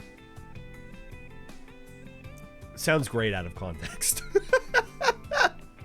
Yeah? Okay. Yeah, I saw 2 episodes. 2 or 3 episodes of that. That was a good show. It was good what I'd seen. Ending was really good too. Sorry, the ending theme was really good too. The ED was good.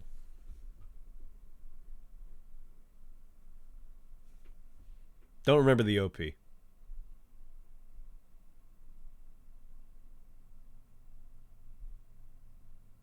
What was that show about that potential doctor?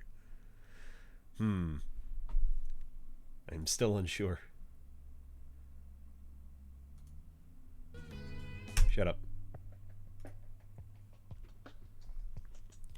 watching Helk now. It's not a fucking name, don't lie. On the Fence seems to be a case of extreme tonal. Hey, Gavlan Bod's still here. Gavlan. Helk. Oh, that's an angry elf girl. Helk is a Japanese manga series written and illustrated by, yep. But let me see it. Let me look at it. That dude has a big chin. That dude has some fucking abs. Can we get a little bit more precise? If this is what I'm thinking it's going for, then okay. But let's see. Let's read. It's been 3 months since the Demon Lord was defeated by a lone human hero. About fucking time. While the humans celebrated their victory, the Demon Realm quickly organized a tournament to choose their next lord. Okay, now it just sounds awful. One peculiar contestant quickly rising up through the tournament is a human hero named Helk. Right. Who claims to hate his own kind.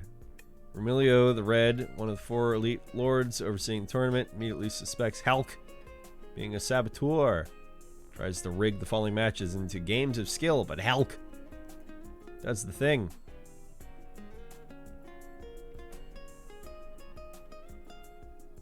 Yeah, you lost me at tournament. I don't tournament. I don't tournament easy. The last tournament anything I watched was Ruby, and I was like, okay, this wasn't as bad as I thought it would be, at least. I can't fucking stand tournaments. Dragon Ball both pioneered the tournament and killed the tournament. In fact, I think Naruto was the only good tournament there ever was. I don't think there was ever another good tournament in anything ever. Unless I have a hangnail thing. Sorry. Also, an ad may start very randomly, we have 8 minutes until an ad. It may start in the next 3 minutes, just FYI. If an ad starts, scream at me and I will stop talking immediately and I will go take a break. Are we understood?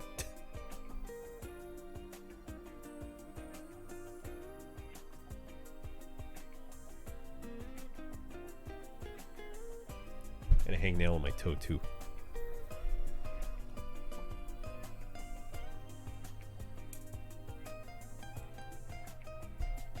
I actually don't know what you define as a hangnail. It's a fucking... Hit a nail that I wanted to cut off and needed to cut off. Even Teen Titans tournament episodes. I didn't remember that had a tournament. I didn't even remember. Tournament lasts 2 episodes. Even then, not really. Give 1 episode a watch. It's like 20 minutes long. If you like it, press on. If you don't, drop it. Eh. Again, you can't recommend things to me. I don't take recommendations easily. It is my being, and I apologize. I have to want to look at the thing myself. I'm not easily swayed, usually.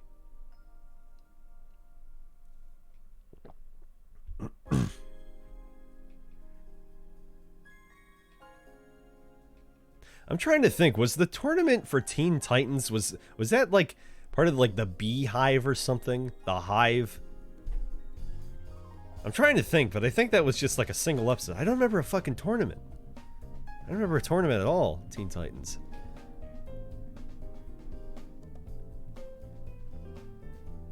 Watch it or don't, I'm just texting a box. God, you don't have to fucking degrade yourself like that, damn. If you want to get on a metaphysical level like that, then yeah, you really are just text in a box. I don't know what you sound like. I've never met you.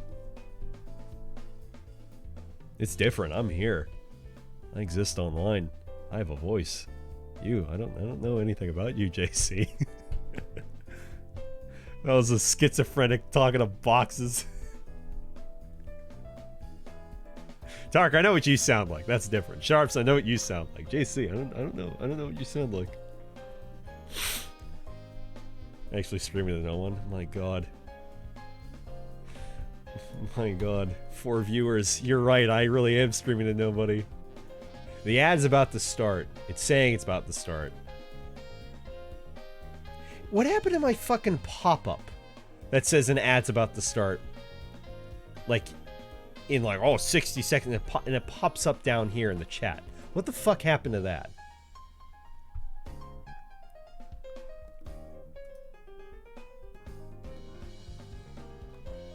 I hate it here. Yeah, everyone is slacking on ad tracking. No, that's JerpSpot. JerpSpot follows that. No, Twitch implemented like a thing that just pops up and it's like, an ad's about to start! Big purple fuck you box. What I'm getting now for these notifications is a little blue box at the top that pulls down. Like, an ad's about to start.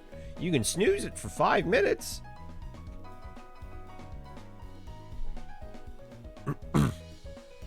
The Twitch thing doesn't have synchronization, so it's inaccurate. See, I noticed that last stream.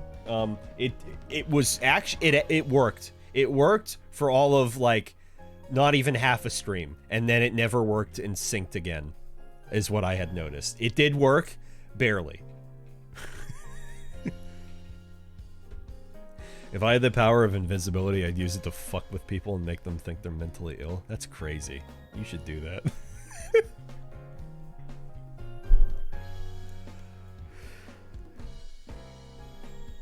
Again, if ad pops up, scream in the chat, and then I'll take a break. We still haven't gotten the Gamescom stuff. Gamescom? It's Gamescom? It's Gamescom? I already forgot. Gamescom. Fucking hate Twitter not doing anything to get an artist I follow account back. Let me read that again. Fucking hate Twitter not doing anything to get an artist I follow account back. Yeah, but we'll get yeah, Elon will bring back what was it, like just like a super racist or something?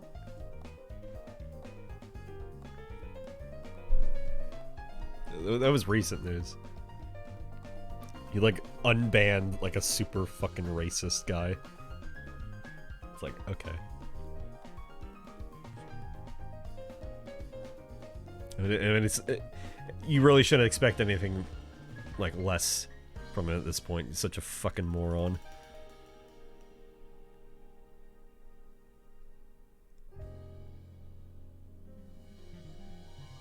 No, that's what it was. No, he wasn't. Actually, he might have been a racist. No, it was, yeah, it was the CP guy.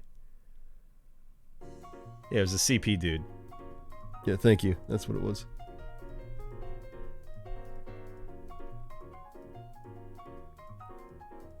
Racist CP, who knows? Speaking of racism, I'm just gonna plug again. Oh, there's the ad break. Anybody feeling that ad break? See, it says the ad break. The ad break just starts. It just starts. Like the ad break ends and it hits me with the time. JC, you're not a sub. Are you feeling this? Do you hear this?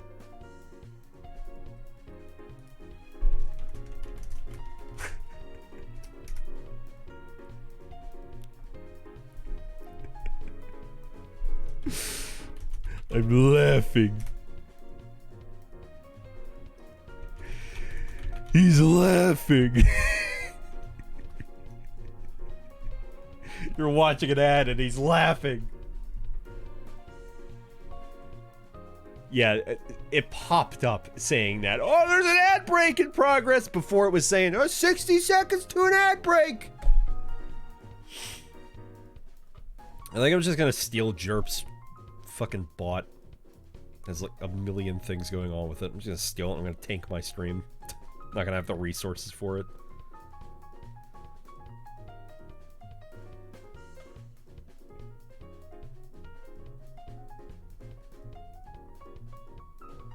Because at least then it'll fucking let me know when an ad's about to start.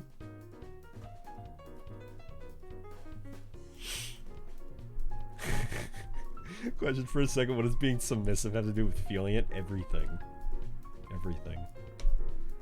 Well, the break's gonna end in a minute and 20. I'm gonna go grab some more water in that time. I should pee, but... well, yeah. Also, look, I was wrong. See, people showed up, and here we go. We're going another hour. Past the point before. We're probably gonna go another hour. Because I still didn't even talk about the game shit. Isn't that cool?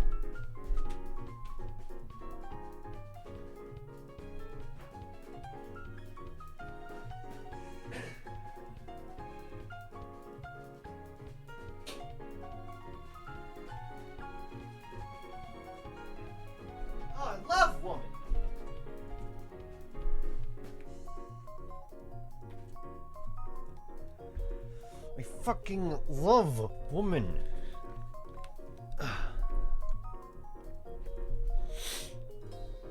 One of my favorite pastimes, let me tell you, woman. Also picking at my fucking fingers.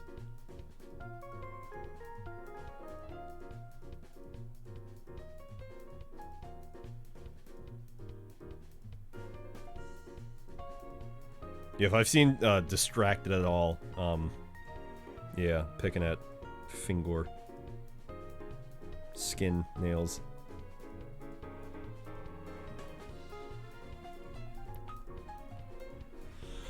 I hate them, now you love them. You love them, don't you? It's me, the Devil Man. Ad's over. Yes, I saw that.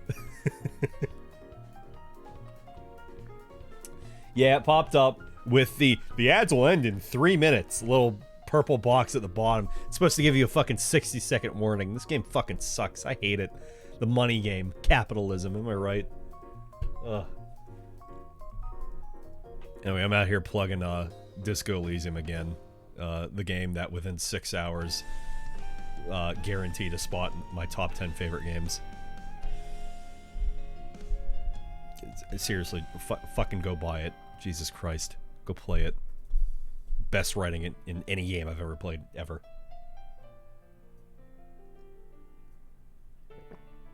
I'm still gonna keep talking about it until I'm done. BG? No, not that BG's. Best game? Not best game. I think I'm probably gonna put it at number 5. I'm gonna shift Silent Hill 2 out of there, unfortunately. Still a great game. It's at least in my top, 20. What game are you talking about? Disco Elysium. Within 6 hours of playing that, and I'd heard good things about it, and I've seen some stuff about it. Writing seemed pretty funny and really good. Within 6 hours, I was like, no, this game is in my top 10 favorite games, like without a doubt. So, yeah, when I finish that in like hopefully a week, and I don't stop playing it, hopefully when I finish it in a week or so, I'm on day 4 right now. When I finish that, I'm gonna have to update the game, my top 10 games list, underneath the stream, all the panels. Shame what happened to the company. More so, shame what happened to the two main devs behind it. The company is still there. The people who, most of the people who made it are still there. I think just, actually no, I don't think it was just 2. I think it was like 2 to, maybe like 2 to 4 or 5 or so. Like the main dudes behind it got kicked to the curb. I forget exactly what the story behind that was. I meant to go look at it again. Truly, though, the most disco thing that could fucking happen to it.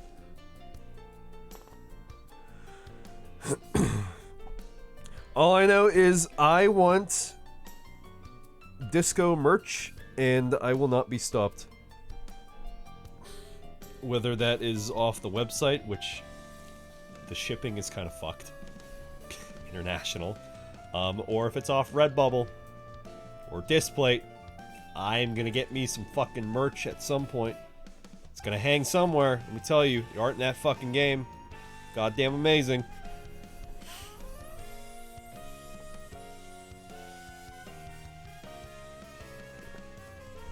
Wait, what's that Doctor Isekai? I'll have to really look into it.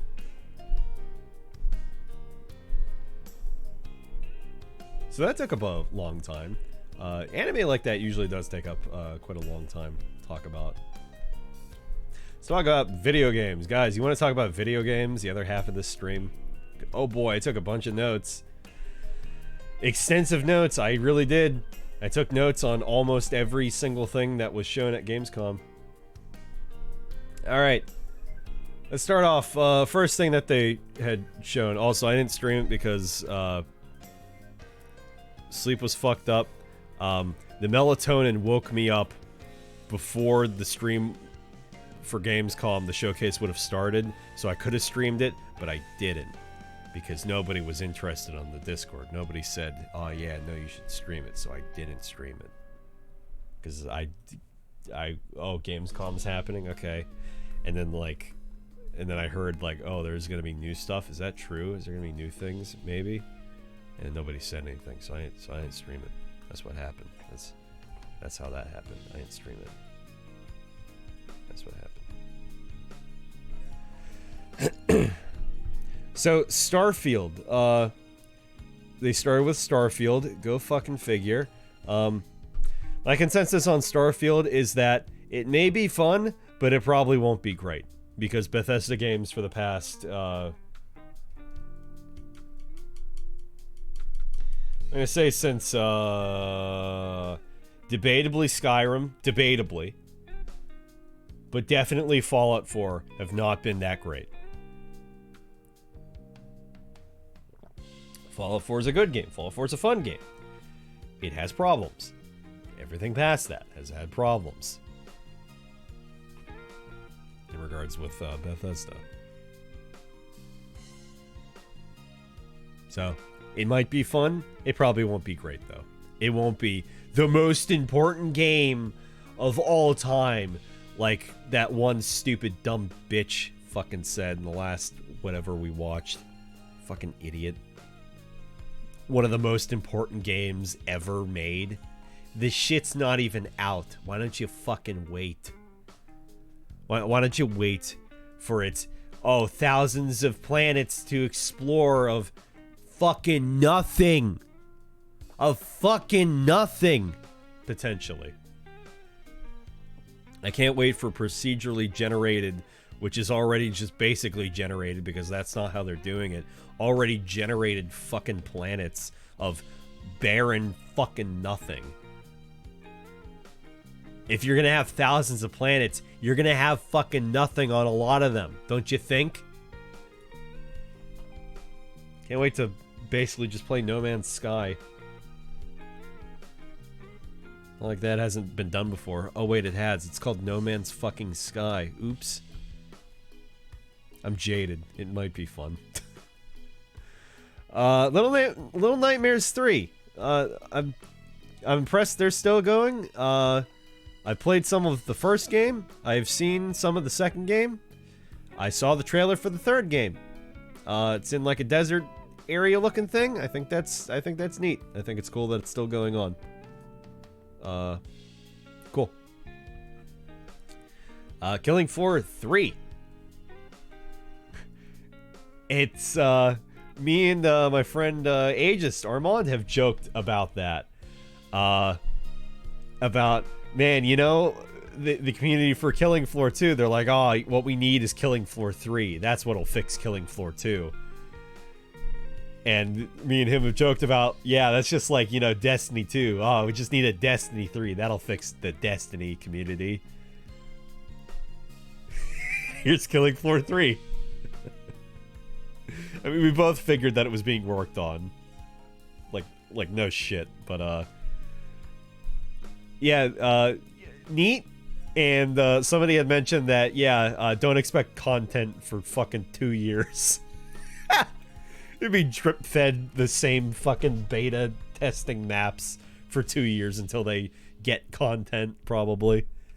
Also, the game is taking place, I think, in 2093, I think.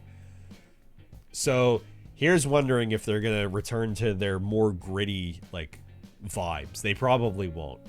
It's probably gonna get more dumb, unfortunately. I liked Killing Floor 1 a lot for the kind of vibe that it had. Killing Floor 2, very fun fucking game. Played it more than one. But just the same vibe wasn't there because there was so many cosmetics. I think the cosmetics kind of really dampened the whole fucking experience. Not the worst thing in the world, but probably didn't need it. Added some longevity to the game. Probably didn't need it, though.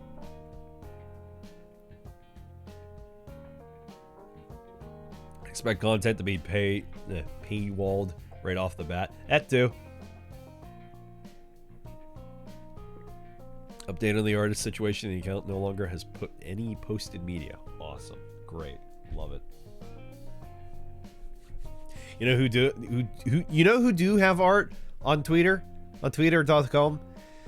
Fucking Bubba. Bubba. Bubba. My favorite fucking artist. One of my favorite fucking artists. Bubba. Bubba on Twitter. Bubba with an emoji that looks like a monkey. Love.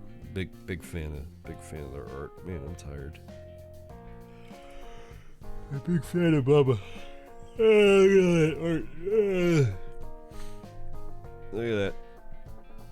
Anime girls with... Well, the animal's right there. It's a steak. With, yeah. With realistic looking animals. Like, look at that. Capybara. If Jerp was only here. Hey, Jerp! There's a capybara on my stream! Jerp! Jerp, look! A capybara! I'm summoning Jerp! Jurg! Where are you, Jurg? Gerp! Jerk! Where are you, Jerk?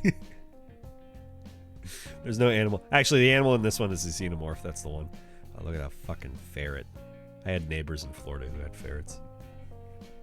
Hey, look, it's a prairie dog. It's a squirrel. Anyway, that's one of my favorite artists, Bubba. Bubba on Twitter. Big fan of Bubba. You should follow Bubba. Anyway, you can get the lowdown when I'm gonna post another stupid fucking realistic anime girl picture. Because I will, and I do. And people are like, what is up with this? It's like, I don't know. It's just, it is what it is. I wish I could draw like that. I'm gonna move the list over here so that way it actually looks like I'm more, you know, talking to people as opposed to just having my head turned and be like, oh, Baba! Alright. The list is in front of me. It's brighter now. My face, that is.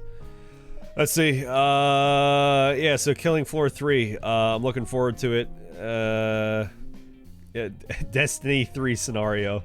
Content in 2 years. Paywalled, as Sharp said. Really good point there. Black Myth Wukong actually is a trailer that needs to be seen in Gamescom 1080p bitrate killed quality. Is what it needs to be seen in. Because that is that was a really, really good trailer. That was a really good trailer. My 1080p game trailer that is not in 4K.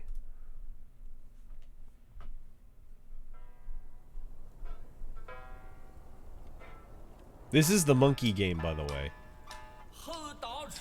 This is all China has going for it. This is the monkey game.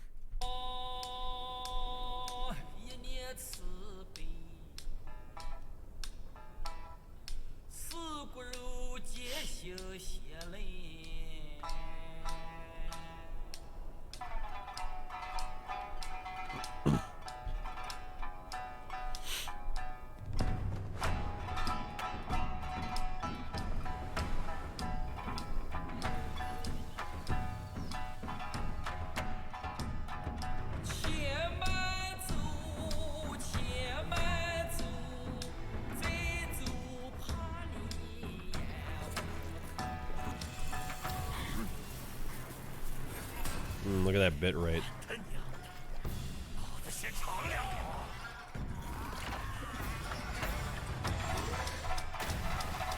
Designs, music, oh man, visuals.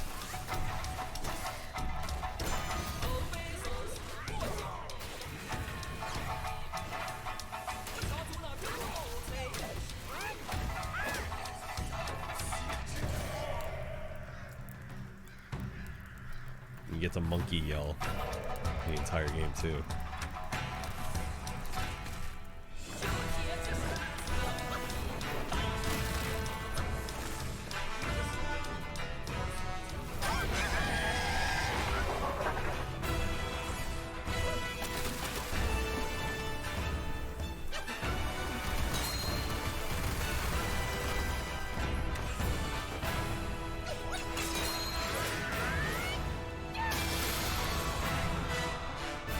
Monkey game! Woo! Monkey game! Getting real Remnant vibes from this game. That makes no sense. There's not a single gun.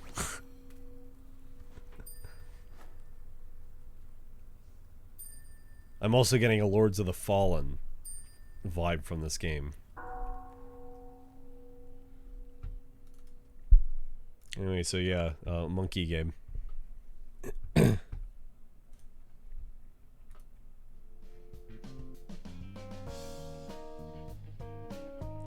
This is one of those cases where Mal is gonna say, no, it looks really good, it looks neat. And when he says neat, that means he's probably not gonna buy it. And if he buys it, he's not gonna get it for a long time. Let's see. I love these notes that I took, because some of them are just so, they make no sense. There was a trailer for a Snyder movie, a Zack Snyder movie, And then I put cult lol.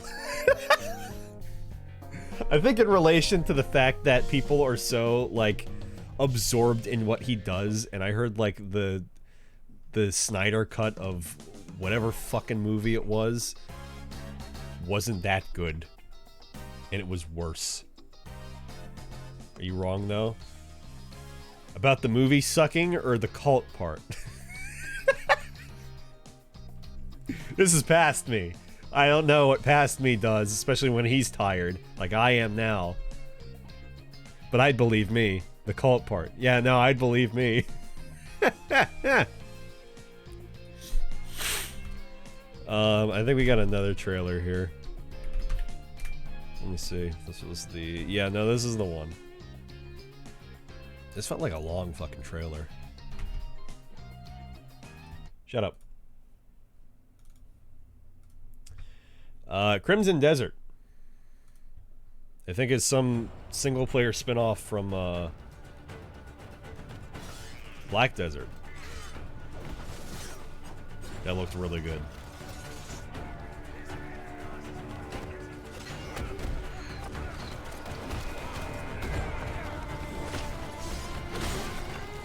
Let me see it. That was Pearl Abyss, correct? Yes! Single-player spin-off.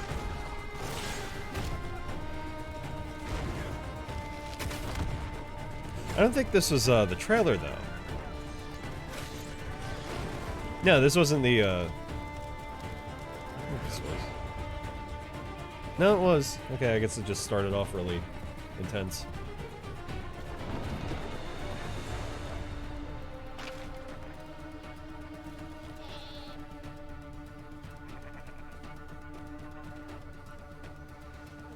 I think the person I was watching stream Gamescom, I think they had muted this. I think that's why I was thinking it wasn't intense.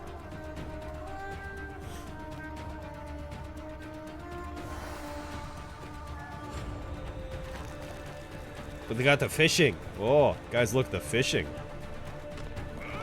They got crab.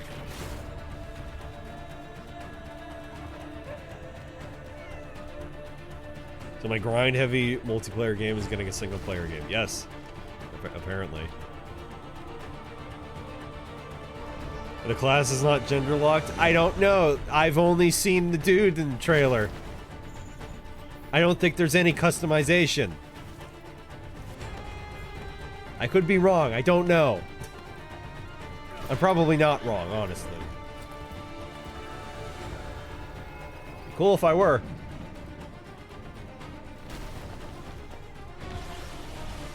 I know nothing about Black Desert Online, except that I have thought several times, man, maybe I should... That was awesome. That horse is dead. Man, maybe I should play that, because the combat seems fun.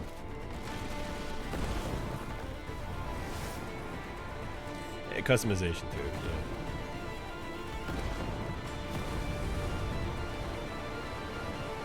Seriously, this looks like really fucking good. Like, I think Tark dipped out. How dare he? I think this is something like he'd be like, "Oh wait, shit, no, I didn't see this. No, this is fucking cool." And if that's exactly what he would have said, Tark, if you're watching the VOD, then you in the Discord, you at me and say, "No, yeah, that's exactly what I would have said. No, this looks cool." I think the best part of this too, this is all gameplay, and this goes on for 3.5 minutes. This isn't some, oh, it's like a 1.5 minute teaser trailer. No, this is all gameplay. Out of fucking nowhere.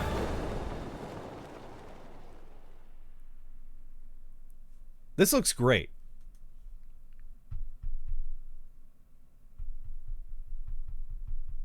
That still doesn't convince me of character customization. I just want to say, that still doesn't convince me. That slightly convinces me. That barely convinces me. Actually, that minorly convinces me. That doesn't convince me. That doesn't convince me a bit. They probably should have character customization in it, though. That probably would be good. Classes, race, and gender lock. I don't fucking know! Like in the MMO, I don't know. I didn't play it. I'm not like you, Sharps. I didn't play every fucking game in existence. I don't know. Don't lie to me. You've played every game in existence. That's how you have this vast knowledge of every game ever. Anyway, my note for Crimson Desert was, and get ready, looks neat. But this is a looks neat that, no, actually, I might check it out. Yeah, I played Pong. Yeah, I knew it. You played the one that came before that I completely forget. There was a video on it. Pong wasn't the first video game. It was something before that. Let's see. Up next, Assassin's Creed Mirage is a video game. That's all I put. Moving on. Tekken 8 story. This is about Tekken 8, obviously. Tekken 8 story will probably be very funny. Hopefully the PvP isn't like Strive's setup, in which the matches are incredibly hard to fucking get going. It's like you get into a lobby to then see about maybe getting a match. It's dumb. I like the little design of it, but it doesn't work. It's just no. Just make it normal fucking PvP connection. You don't need a dumb fucking lobby to do it. And I think I only said that because they have like a similar like little chibi weird looking character style for like the PvP stuff. I'm not gonna play it. I do want to see the story of it maybe. And that entirely depends on if, honestly, Jerp is going to stream it or not. I saw Tekken 7's because I edited a VOD for him. That was really funny. Tekken 7, its story, really funny. I knew nothing about Tekken. Going into that and just, oh no, yeah, no, everybody's just basically a fucking asshole. Like, I was like, oh, hey Hachi, he looks cool. No, he's a fucking asshole. Oh, what was it? What is the main guy? Kazuya, is that his name? No, I don't think he's the good guy. And he just, like lasers, like satellite space lasers a fucking city, and then evilly laughs. I'm like, no, he's not the good guy. He's definitely not the good guy. So anyway, yeah, Tekken 8 story will probably be really funny. Shame that Heihachi died at the fucking end. He was pretty cool, even if he was a complete fucking bastard. Yeah. Maybe he'll be back. I'm an MMO junkie, so I've played most of them or I've heard about them. No, again, I'm not even talking about MMOs. I'm talking about just games in general. You know a lot of games. You've played or like, no, yeah, I've seen that. No, I played that. No, I tried that. You're all up in that shit.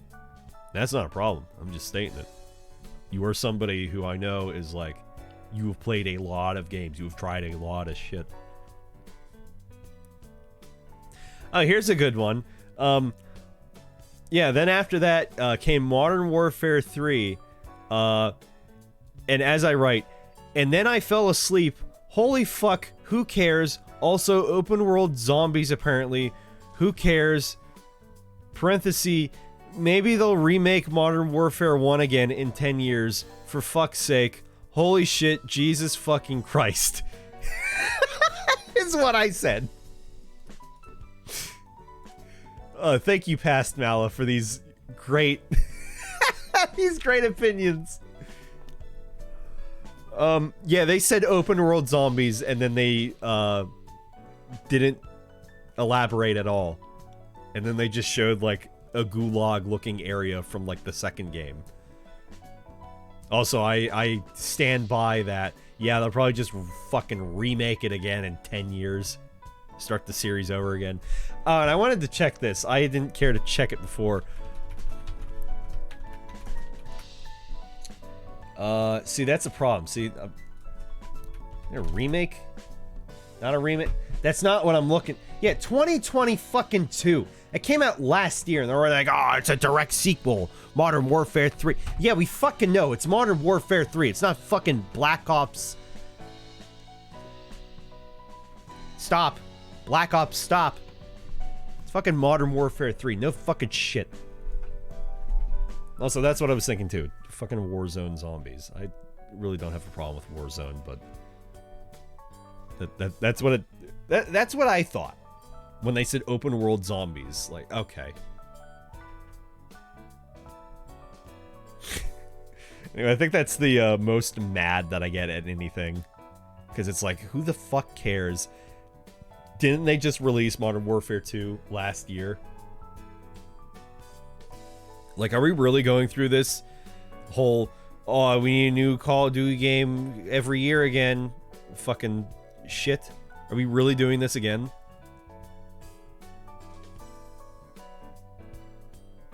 Like, I feel like pleased as fucking punch of just thinking like, oh man, I can't wait in 10 years when they fucking remake Modern Warfare 1 again. Because they're fucking bankrupt. Jesus fucking Christ. I know I'm right. Even if I'm not right, we're gonna get another fucking remake of something. Call of Duty related. Holy shit.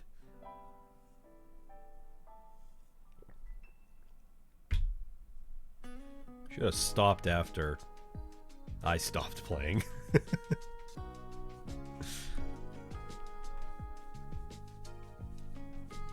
I was just about to say, I'm surprised they didn't remake World at War. No, they did. No, they basically did. Never mind. God, they're gonna run out of games to remake. What are we gonna fucking do? Resident Evil's gonna run out of games to remake. What are we gonna do?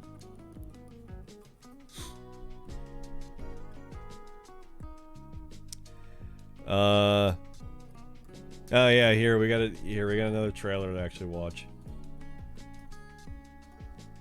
I'm kind of mad that I like this one.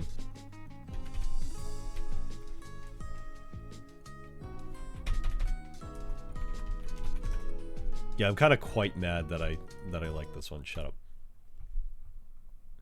I'm probably gonna check it out. Is what I'm also mad about. Y'all hear a fucking ZZZ Top? They got ZZZ Top in gacha form now. They got ZZZ Top Gachi.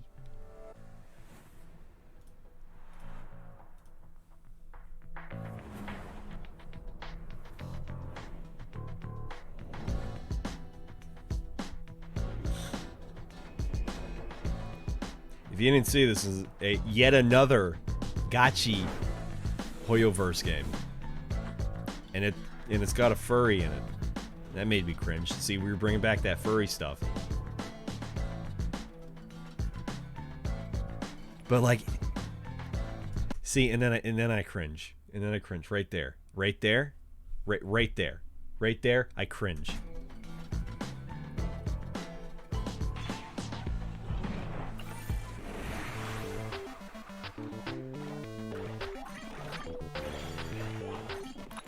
I'm mad because, like, it has a lot of style.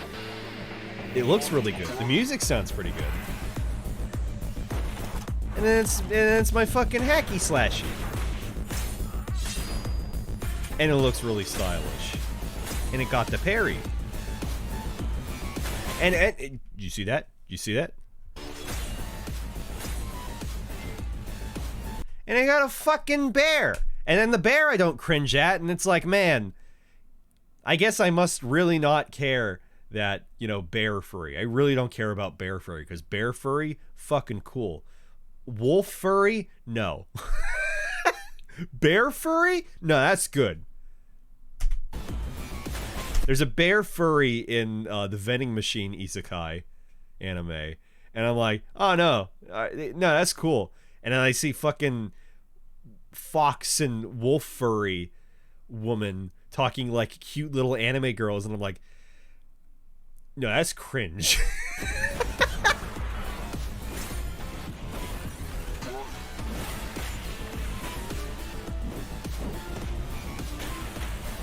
Anyway, if this isn't push the button to do the attack, and I can actually do some like combos, then this might be really good.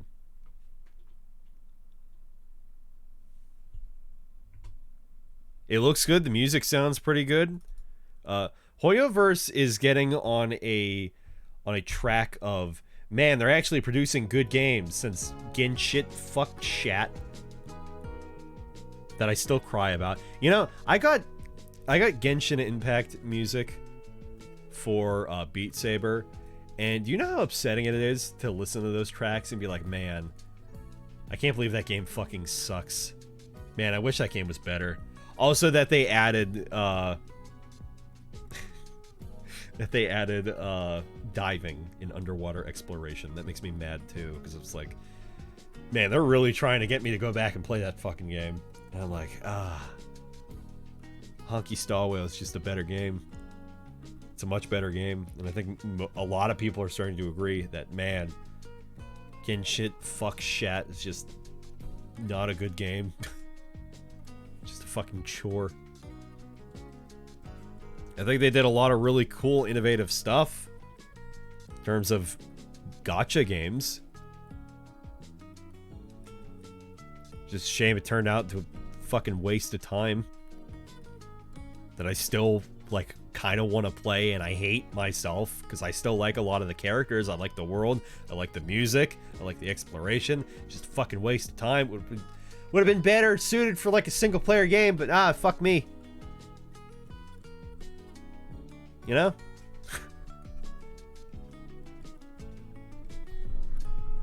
Anyway, then there was Honky Star Whale, the Fushan character I talked about a while back, Short Tsundere. I've mentioned shorties are, yeah, there for that. And then there was a Dr. Mario pill character, is what I put. It's a healer, apparently. Alright. Yeah, then Genshit fuck shat, as I wrote right there. Still makes me upset. Introduced diving. Music is still good. I'm mad. Eternally mad. There was another trailer for Lords of the Fallen. Designs are still looking great. And I'm getting a better feeling than Remnant 2 right now about it. That comes out really soon, though, doesn't it? Like, these next couple months are, like, packed with really good games. Like, in fact, I think in the next, like, 2 weeks is packed with really good games. Like, I think... Did Blasphemous come out today? Or it came out, like... It came out early for some people today. You have Armored Core 6, of course, that came out today. I'm surprised not a single person asked me about Armored Core 6 yet on stream today. Yeah, it's one of those... It's basically like Sekiro. It's like, I'm going to see a bunch of people play it, and I'm like, oh, yeah, I should probably check that out. I'll check it out, and then I might beat it. Sekiro, I've never beaten. But I've never played an Armored Core game. I thought about it, but I was like, I got too much shit to play. And, like, I'm not even sure if I'm gonna play this. Looks cool. Looks fun. I wish I could be more into mechs, but I'm not. The only mechs I was ever into was Mech Assault. Mech Assault 1 for the OG Xbox. That was a fucking good game. Great music, too.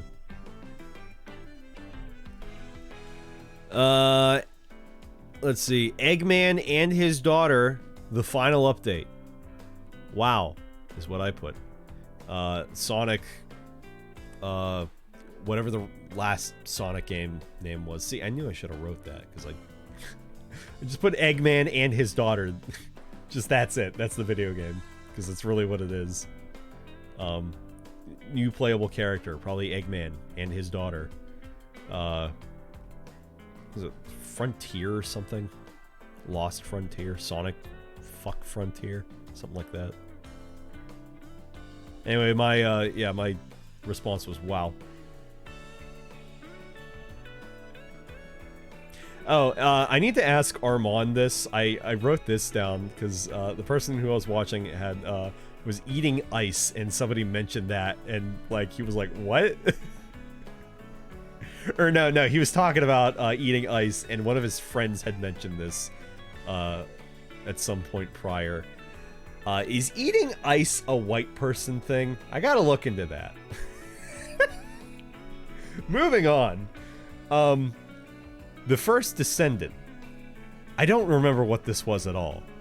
And I just said it looked like a game, so apparently I didn't care that much. Fort Solace. It looked like Callisto Protocol. Like a lot. But it has Troy Baker. He's still there, I guess. Roger Clark, who was Arthur from Red Dead 2. He's still the best. And then there was a woman on stage who I didn't know her. I don't know what I knew her from. Also, apparently, Roger Clark saw Troy Baker's butthole or something. I missed that part. I stepped out of the room. Game reminds me of Callisto Protocol. There's a section where you literally hold forward and press A. Like the prompt comes up on screen. It just gave me a really just Callisto Protocol fucking vibe, and like I never had heard about the game previously, or at least I don't remember hearing about it. And it's like, oh, the game's out today. It's like, okay, all right. What was this? It's 4 p.m. already. Holy shit. I'm gonna go to bed, and then it's gonna be midnight, and I'm gonna be mad. I'm like, well, I was tired, and then... Oh, my sleep schedule is so fucked. It's not even funny.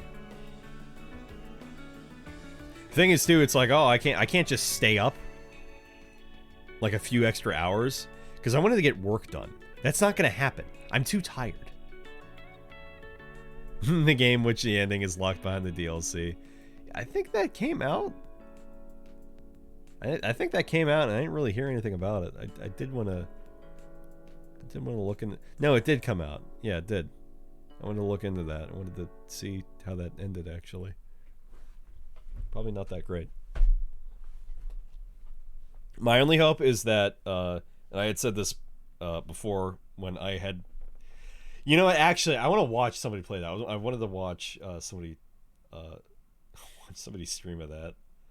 And then them just get progressively like, oh god, no, this is awful. Anyway, my hope was that they would have learned from their mistakes from the main game and fixed that for the DLC. That was my hope. I didn't expect it to be that great. I just hoped that they would have learned from that.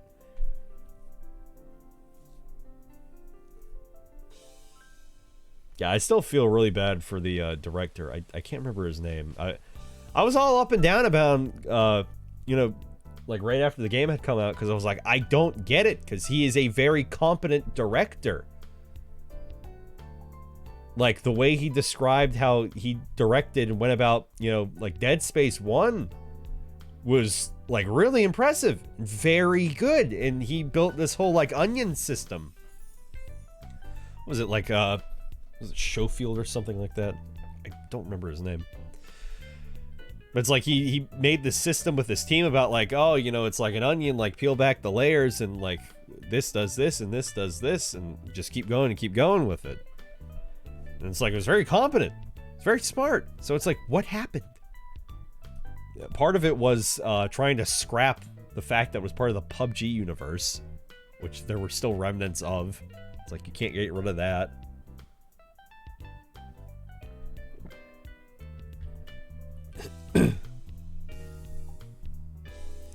Anyway, so that's what I thought of Fort Solace. It looks like fucking Callisto Protocol. And it released like the day that they went up on stage, and I did not hear a single thing about this otherwise.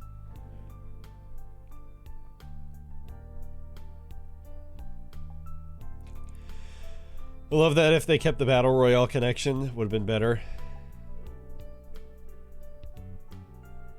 At the point, yeah, because they tried to scrap it because people are like, wait, what? What? What? And he said, no, it's not. It's actually not. No, don't worry about it. Don't worry about it. But then it was still in it. In a really hokey way that they couldn't, like, fully remove. It was, like, hidden in the back.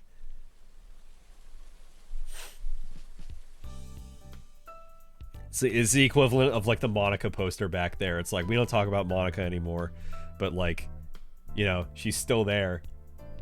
We didn't remove her. She's still there. She's still watching. The PUBG references are still in the back of the room. They're on the crates. Oh, God. Alright, moving on. Cyberpunk DLC. Woo. Yeah, hopefully the skill rework will be good. Probably will. Regardless, the game still feels immersive as hell. Last I had, played it. And the police rework looks neat, in which you commit a crime, the police will actually come after you. I have no thoughts on the DLC, because I haven't even played a lot of the main game. The skill tree as it was, or the way you, not even the skill tree, the way you got skills in the base game, excuse me, was very confusing. And I was like, they're giving me all these systems and I don't know what to do. I don't understand what any of this is. I need like a guide. I need a better tutorial. Holy shit.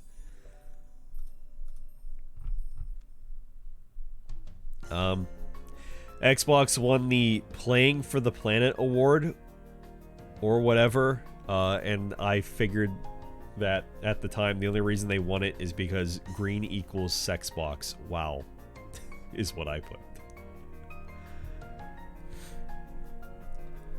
There was a game called Last Epoch, which I don't really remember that much, and I said looks kind of fun, but it looks like Path of Exile / Diablo whatever. So that's probably where that will sit. Then they showed off Armored Core 6. Might buy it later, not on launch. Warhaven, which was some black guy knight, and it was, I think that's a PvP multiplayer game, and I put slow motion the trailer, which boy it was. Slow motion the trailer, set to some decent rap. I thought it was alright. Then they showed off Mortal Kombat 1. I'll be somewhat interested in hearing about the game's story and nothing else. I'm not going to play the game. The fact that they did a complete universe reset, I think is kind of interesting. A complete universe reset in the way that some of the normal characters from the original story are now the gods and creators of this new universe that has been reset, and also new characters and stuff. And some people were excited about they brought back an old guy. I don't know a lot about Mortal Kombat. Then they showed off Diablo 4 season of the Blizzard is still trash, is what I put. I think it was something about vampires. Who the fuck cares? Diablo 4 fucking sucks. Sorry, Diablo 4 doesn't fucking suck. I mean, it kind of does. But no, Blizzard is just fucking trash. And they deserve to go bankrupt, probably. I think some people could do with not playing WoW ever again and getting a life. Probably. Some people, not everybody. Oh yeah, then there was a trailer for Thank Goodness You're Here. I don't want to watch that right now because I am quite tired. Welcome back, Tark. Thank Goodness You're Here. Yeah, that looked very cute. And that'll be out, I think, next year. It's like a... kind of... It was a weirdly animated, like, somewhat, like, drawn-ish looking game about, like, I think a yellow-looking lemon dude or something who just dies a bunch. And then they ended Gamescom with Alan Wake 2. Which, like, yes, we know Alan Wake 2 exists. Jeff Keighley's usually really good about ending shows in a really good way. Except for the last one. Because what was that? It was just Spider-Man, wasn't it? Pretty sure it was just Spider-Man 2. I was like, oh wow, yeah, okay. And then the one before that was actually no, the PlayStation one was Spider-Man 2, I'm pretty sure. The one before that was Final Fantasy VII Remake Part 2, but also its own thing, so you're not allowed to just play the remake. You should have played the original game, dumbass, because it's a continuation spin-off thing from that, you piece of shit. Fuck you. You won't enjoy it. You need to know it to play it, dumbass.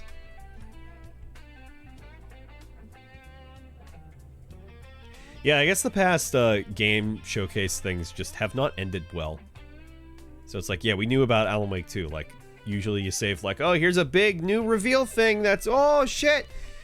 You probably could have done, like, anything else that was new, and you didn't. Like, anything. Like, a lot of anything of these. But you ended with Alan Wake 2. Not that I have a problem with Alan Wake. My problem is we knew about Alan Wake. We know about Alan Wake. Like, okay, great. Yeah.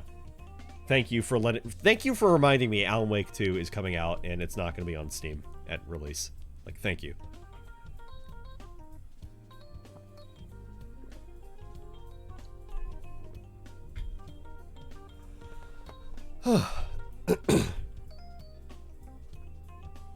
Also, Tark, I called you out before when you had left. You probably want to go look at the trailer for Crimson Desert. Should I be concerned? No.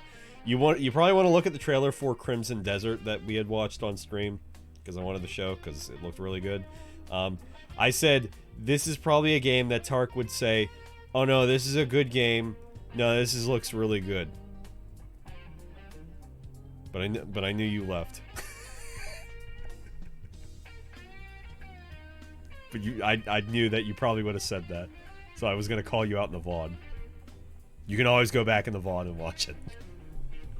But that's about the gist of what I said. Ah, fuck, I'm tired. It's 4 p.m. Can't wait to go to bed and then wake up at midnight. Mally, you could just stay up 4 hours. I'm so tired. I wanted to do work today. I did 2 hours.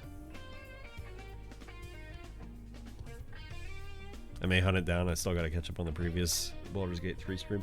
Oh yeah, I was talking about that earlier too.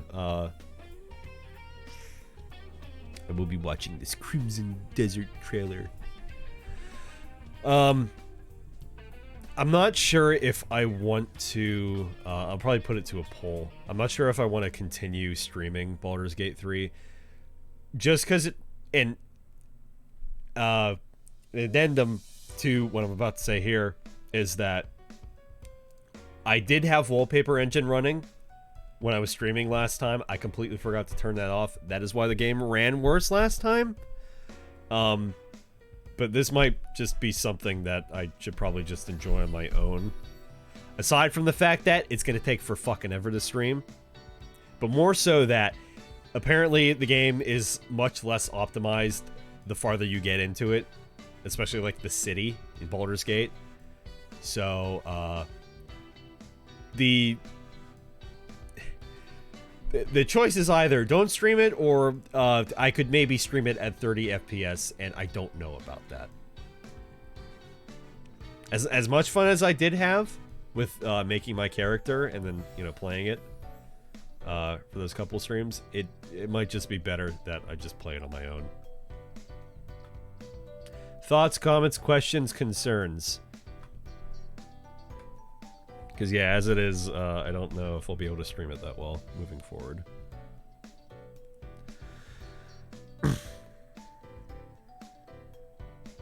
Because, like, I've been wanting to play more Baldur's Gate 3 as well, but it's like, not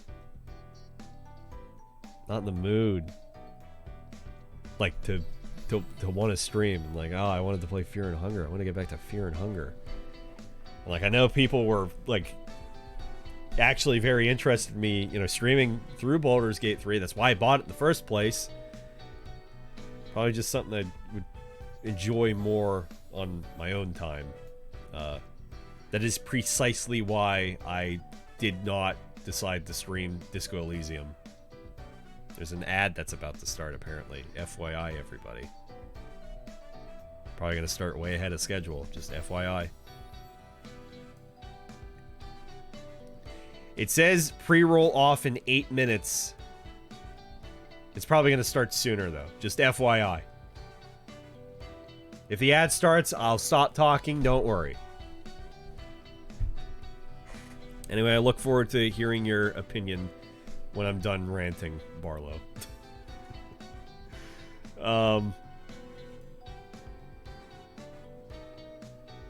Yeah. Felt like haven't felt like doing much. Just trying to get back in the work groove. Need more work too. Haven't felt that great lately. That's why I haven't really streamed. I wanted to stream because I wanted to talk about shit. Because I had all the Gamescom stuff I wanted to talk about. I thought that would be fun. And it has been. It's been 3 hours.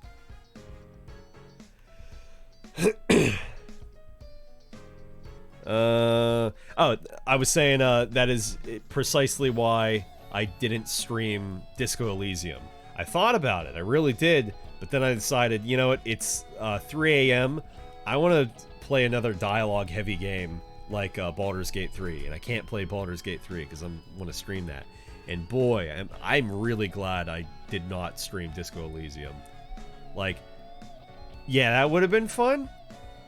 I am having such a great time just enjoying it in my off time.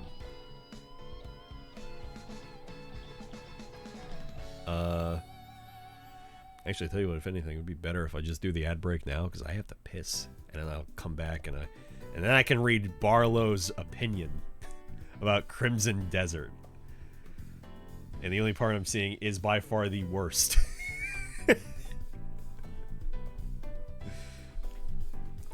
Because I'm actually very curious to see what your opinion here is.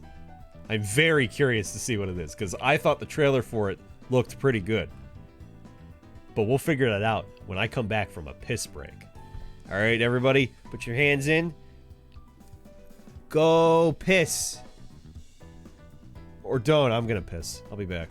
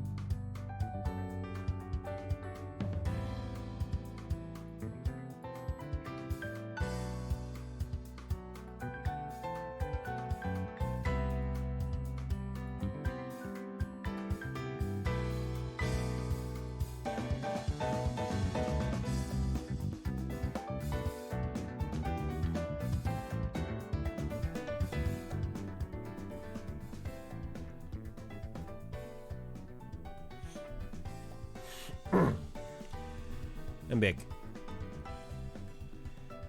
Back just in time for the ads to be over. There we go.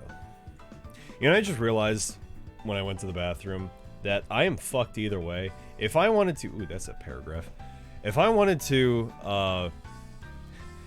stay up until, like, a proper time to go to sleep, which my thought was, oh, like, 8? Maybe 9? I'm gonna wake up at 3 or 4 in the fucking morning. Nothing's gonna change.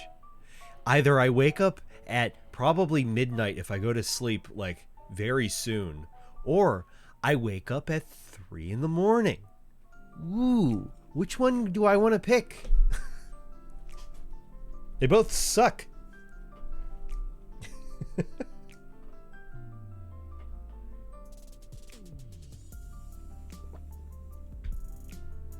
don't know which one sucks worse. That sucks. Okay, let's see. Heard about frame drops from my friend I've been playing with, but I'm wondering if it's a driver issue because my system is worse all around than his is. If you enjoy it off stream, though, go nuts. Yeah, I don't know.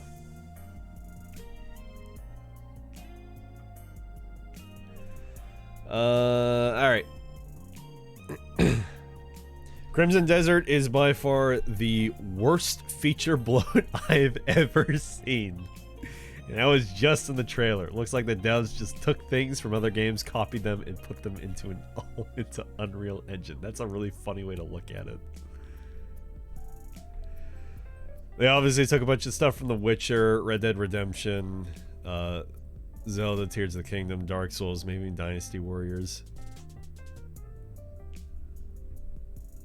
Eastern RPG feeling Assassin's Witcher. I don't know what Solasta is. I don't know what you're talking about, Solasta. As for the Assassin's Creed trailer is concerned, OMG, was that bad? Yeah, in my notes I said, I gotta pop this out of my fucking trash. I just went through everything. No, that was not the one. Is it stream.txt? I think it was stream.txt. Yeah, there we go. Yeah, my Gamescom notes I took when I watched the whole showcase was Assassin's Creed Mirage is a video game. That is what I put. Indeed, it really was. You know, I had complained about, I believe, about like, man, yeah, they should probably stop making an RPG and like go back to making an actual Assassin's Creed game and like stop making them fucking yearly, especially stop making them fucking yearly. But Ubisoft can't help it. They can't just get their hand off the fucking clutch. Like, we need another fucking needle in our arm. Can't do it. We need another fucking game coming out. You need another Assassin's Creed game. That's what that's what it is. That's all we do. Can't make new shit. Same shit. Same fucking tower climbing shit. But like as it is now, I'm so tired of Assassin's Creed. I'm so fucking tired of Ubisoft. Fucking scummy pieces of shit. I'm like, I don't even care. I don't fucking care. The return to Assassin's Creed's roots. The greatest roots. Who the fuck cares? Assassin's Creed is a video game. End of fucking story.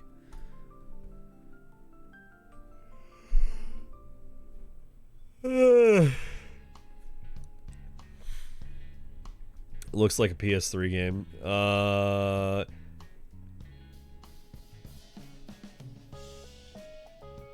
don't know if I can argue for or against that. I'm trying to think of the trailer. And like, granted, the bitrate fucking sucked because we can never get 4K trailers for video games. Ever, apparently. They're always, oh, this came from the showcase. Also, it's 1080p and the bitrate fucking sucks. Because you upload it to YouTube. Upload above 2K, the bitrate becomes much better. But no, we get 1080p. Like fucking Disney trailers. Disney movie fucking trailers, 1080p. Like the entire rest of the movie industry is at fucking 4K. Because they fucking know! Because they thinking! Anyway. All the NPCs are super stiff. They don't blink and have their eyes wide open permanently for some reason. I didn't notice that. I bet you probably watched back through it, though. All the clothing in the trailer was also mega stiff, and the animations are just awful all around. I couldn't say. I only watched it once.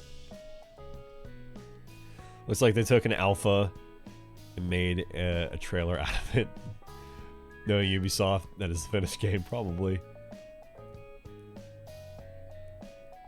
That's probably it, honestly.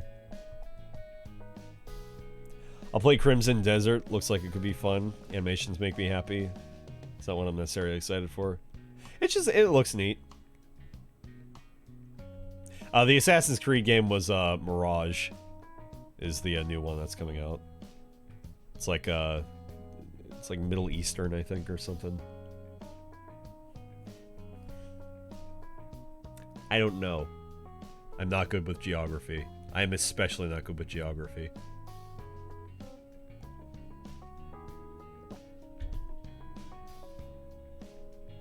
Trailer was set in Baghdad. Yeah, one of them. Baghdad. Yeah, I bet he was. I did really love the Killing Floor 3 little trailer they did. That was cool. Yeah, my comment on that was it's like the same sort of scenario that Destiny 3 would have been in. You know, when they decide to make Destiny 3, where people are like, for Killing Floor 2, it's like, you know what'll fix it? You know what'll fix Killing Floor 2? Killing Floor 3. You know what'll fix Destiny 2? Destiny 3. And then it doesn't. I mean, regardless, I'm looking forward to Killing Floor 3 very much. I'm hoping that they're probably not going to, but I'm hoping that they can reclaim that like grittiness that the first game had, that the second game then really didn't have as much, and it just ended up being a cosmetic fucking gamer fest. Which, like, not the worst thing, but it I don't know if it necessarily helped it. All the little cosmetic things that you can earn. Their whole store is, like, such a fucking mess, though. And as Sharps pointed out, well, as I said, for one thing, yeah, don't expect content for 2 years. You're gonna get drip fed it probably for 2 years until you actually get content. And then Sharp said, "No, it's gonna be paywalled." Yeah, probably. Yeah, regardless though, I am looking forward to Killing Floor 3 though. I put more time into 2 than I did 1, but 2 just has such a really great atmosphere to it. Feels more horror than Killing Floor 2's just horde shooter. I don't know how Lords of the Fallen is getting another game. No, because this is the Lords of the Fallen, or it was the Lords of the Fallen. Now it's just Lords of the Fallen. It's a complete reboot. Why is that the same title? No, see, it was the. They added the, and then they got rid of the. Because everybody's like, why is it the? And then they got rid of it. So now it's just Lords of the Fallen. Not 2, it's just Lords of the Fallen. Can publishers stop fucking doing that? No, see, because what it does, it's the same line of remaking movies in that it completely removes all of the search engines. Not removes, but it completely washes over all of the old search engines and results for the original game, so you just get the new game. So great example, God of War. You get God of War 2018. You think you're getting God of War 1 for the PS2? Go fuck yourself. Look a little harder, idiot. It's exactly like that. So what you're gonna look up is going to be the new thing, not the old thing. They've been doing that with movies for a long time too.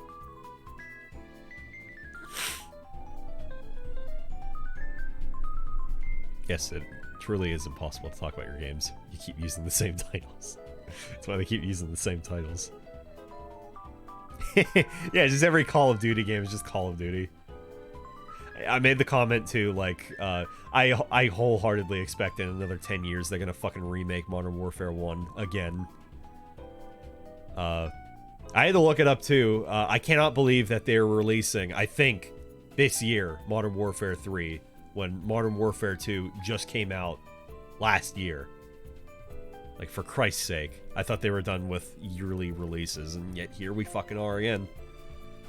I can't fucking stand them.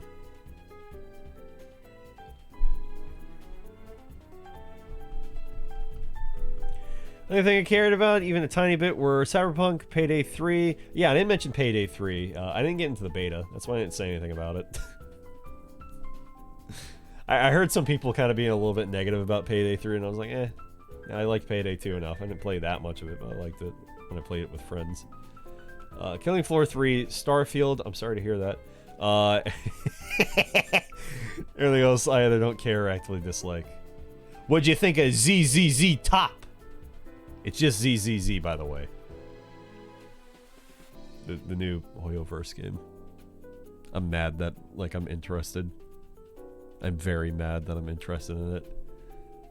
Because, like, in my head, I want to play only probably really just one gacha game. I don't have room for two. And the fact that they're both fucking Hoyoverse games. Also, the fact that Hoyoverse keeps just making new games every single year. New live service games. And it's like, how do they keep doing that? I know they have a lot of employees. How do they keep doing that? That shit's crazy, yo. But like ZZZ Top. That's the name of it. That's what I'm going to call it. You know how I call Honkai Star Rail? It's hard to say. You know how I call Honkai Star Rail? Honky Star Rail? That's... ZZZ gets to become ZZZ Top. And that's how that is. Not much of a Payday 2 player. 2,000 hours. A free achievement. He was lying. You know, like a liar.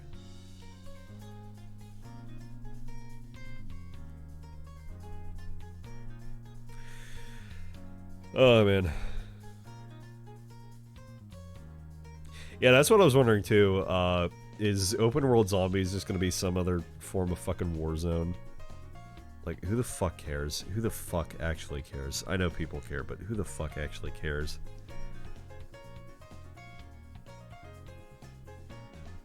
Oh my god, that's you. You're on a wall in Payday 2. Oh my god. Oh my god. They care. They really care.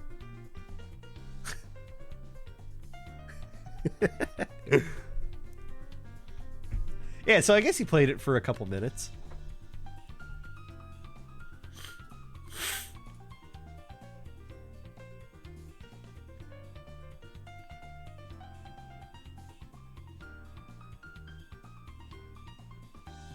Oh no, in regards to Starfield, as I put and as I probably figure, it may be fun, but it probably won't be great.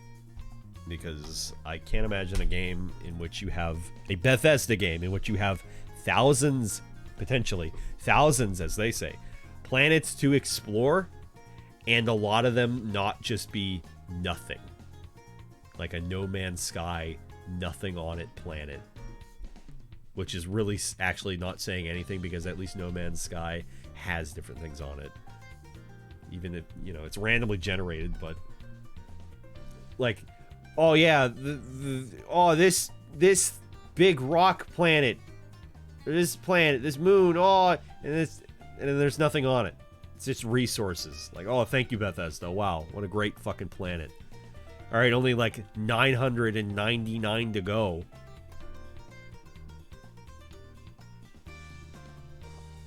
I've lost faith in Bethesda since Fallout 4. Onwards. Fallout 4, fun game. Fun game? Not that great, though. And it only went downhill from there. But hey, I could be wrong. It'd be cool if I was wrong. It's actually a really good game. It's really well made. And your, like, background and, like, class details actually matter in the dialogue, and the dialogue is actually very well written. Oh, they mentioned I completely had forgotten about this. They mentioned the, like, inciting incident into you becoming like a thing in the game world, and it's you're a miner, and you oh, I'm mining rocks, not like oh, I'm a little baby. You're a miner, and you find an artifact thing, and then that's why you do the thing. Like, oh, okay, wow, how like incredibly original and not completely fucking boring at all. That's just me.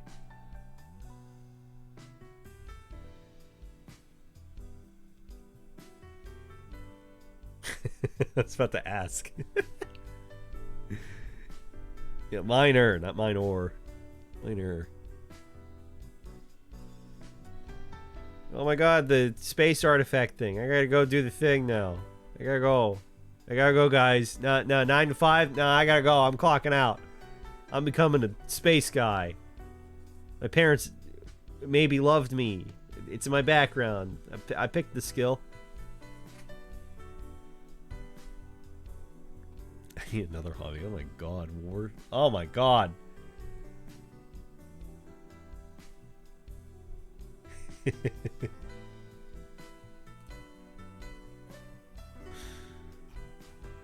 Also, that's a cute little Boo Boo Guardian of the Keys. Yeah, that is a little bunny.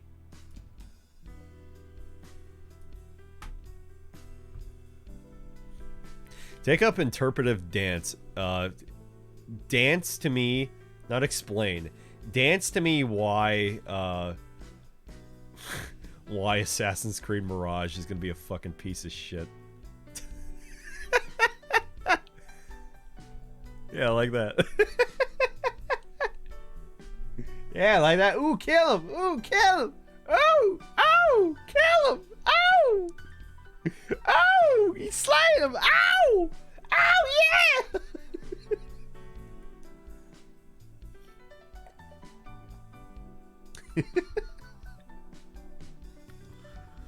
Oh, man. Hey, that's a great game. Probably. Blade of Darkness. You guys hear a Blade of Darkness? Peeve played that for his subathon a few days ago. And man, that game is like Dark Souls before Dark Souls.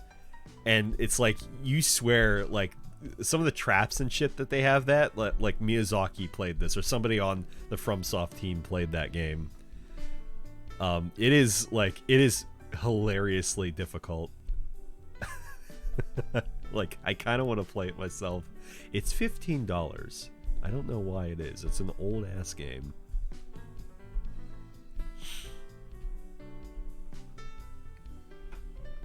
Also, I was reminded again about my past. In my childhood, I played a game on the PS1 called Darkstone. I was reminded of that again. I remember Darkstone a lot because it had a really good song.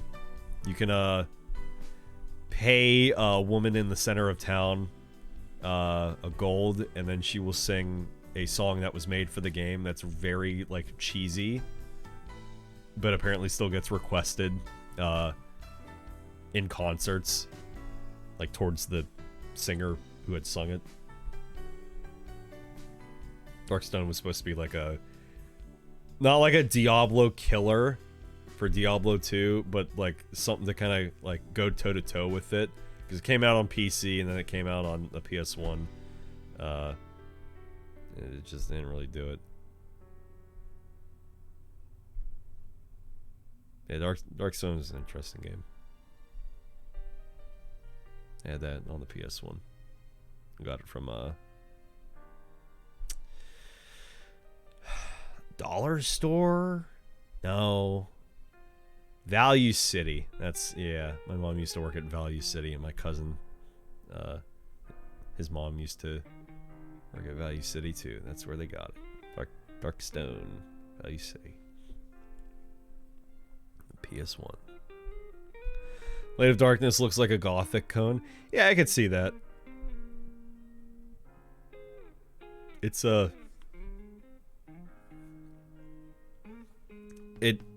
it's not like the kind of game that I think I would play if I hadn't seen like enough gameplay of it, like of somebody that I like to watch. It just, Oh my god, it was just so fucking funny. Just how brutally difficult it was, and just dying just every other second, and all these traps. Like seriously, like it really feels like FromSoft like took inspiration from Blade of Darkness. It is such a funny, like, panic kind of like melee combat game.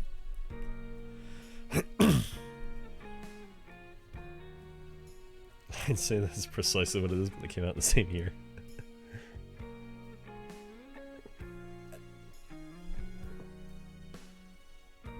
Blade of Darkness is my abandonware. Or is on my abandonware. So there's an old... That's the old version. Apparently that doesn't work that well. There's a new $15 like remake version of it, which works better, apparently. Still has some issues, from my understanding.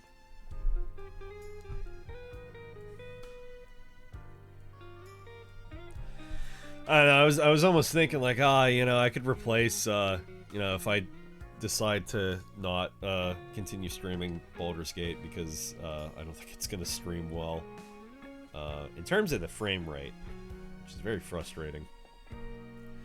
I could replace Baldur's Gate 3 with like Blade of Darkness, or like some other older game like Darkstone maybe. Like, oh guys, look, it's not Baldur's Gate, but look, it's Darkstone. Who the fuck cares? Too bad, you're getting Fear and Hunger though. Getting Fear and Hunger and Fear and Hunger. You're getting Funger. Boulder Stone, you're getting Funger. Fuck you. You eat your Funger and you fucking like it. If you do want to get Blade of Darkness, buy it on GOG at least. But I like all my games on Steam. I can't help it. I know DRM free is like the cool thing, but I like all my games on Steam. I like having them all in one thing. Gosh darn it. Can't help it. Actually, speaking of that same thought, I was looking at my Final Fantasy 14 account again.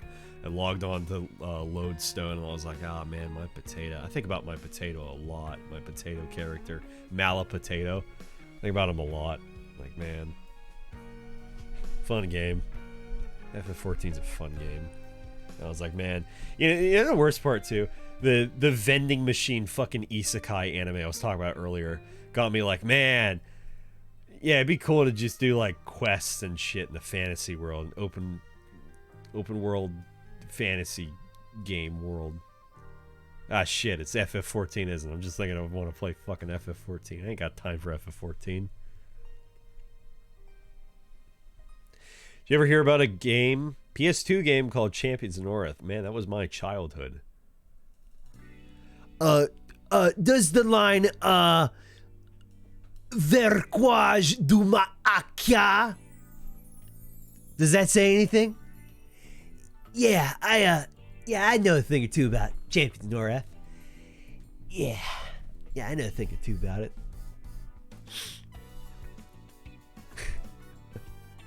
Yeah, it's funny too. Both of my cousins own Champions of Norath. I do not own it though. It is quite expensive to get now, I believe. Same with Return to Arms. No, I think my cousin Rachel has that. Yeah, she has that. We never played it though. We played a little bit of it. Yeah, Champions of North was the shit. See, that's the kind of game where like it's like kind of Diablo-ish in the realm of, you know, hack and slash, but like it's not quite the same. It's not exactly quite the same. But like I want another like hack and slash kind of game like that, and I don't think I'm ever gonna get that.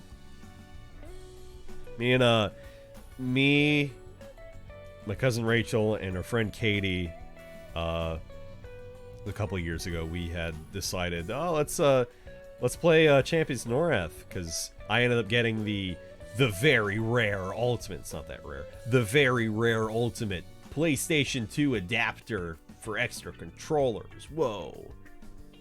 So we got to play 3-player. My friend Katie was the wood elf Bo Bitch. Actually, her name her name was Bo Bitch. Come to think of it, her name was just Bo Bitch. My cousin was the dark elf woman. I think her name was Ice Wolf, because that's an old running joke. It's a fucking dumb name. It's Ice Wolf. I forget what my name was. I completely forget what my name was. It might have just been Mala. But I was a high elf cleric who, you know, despite, like, oh yeah, it would have been an easier time just investing in, like, melee attacks, literally the same shit, was not John Dargon, no.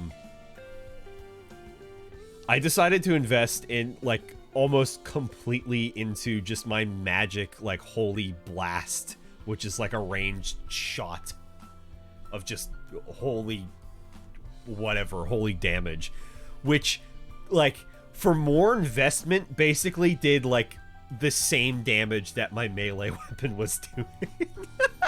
So my melee weapon, I think, just became a sort of catalyst, I think, that helped boost my stats, and, like, that's it.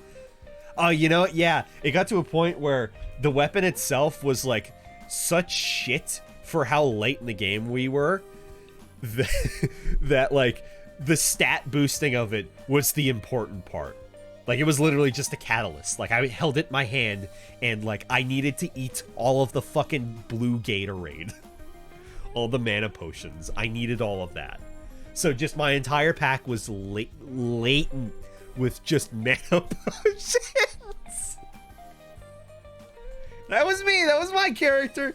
Needlessly putting into the ranged attack that would have done the same fucking damage as the melee attack.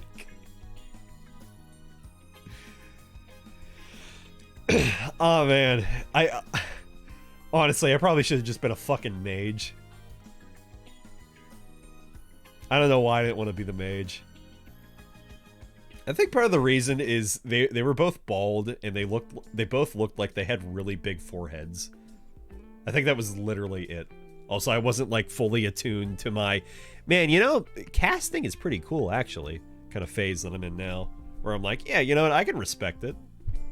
I mean, shit, like, look at Elden Ring. By the time, like, Elden Ring I finished my first playthrough, it's mostly just hurling fucking fireballs everywhere. That was my main shtick.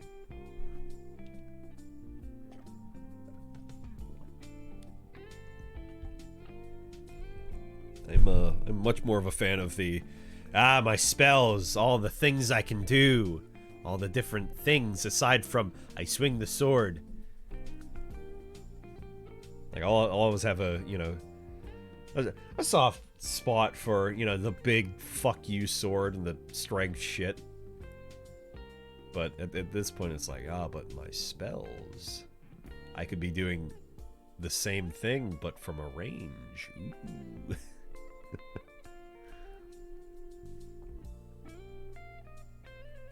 Yeah, I may have over-exaggerated the price for Champions of Norath. Maybe it's just over there that it's cheaper. And the last I had checked for... Yeah, to be fair, that's English copies compared to... not. Because... like, you look at, like, a Shadow Tower in English, like, that shit's rare. I'm lucky I got mine as cheap as I did for $90-some just for the disc. I bought the Japanese... I bought a Japanese copy of Shadow Tower for the PS1 just specifically for the case, so I could put the English copy in the Japanese case and be like, yep, no, this works. Then I just have a Japanese copy of Shadow Tower in, like, a little jewel disc case. The shitty kind, not the PS1 kind. It's funny. You know, I'm really glad you mentioned that, Barlow. Thing that I remember most vividly about Return to Arms was the way the character said, "I need more mana." Because, see, what I remember the most about Champions of Norath, the first one, was the Barbarian that I liked to play. was the barbarian specifically, though, sounding like a fucking idiot saying, "No mana, no mana."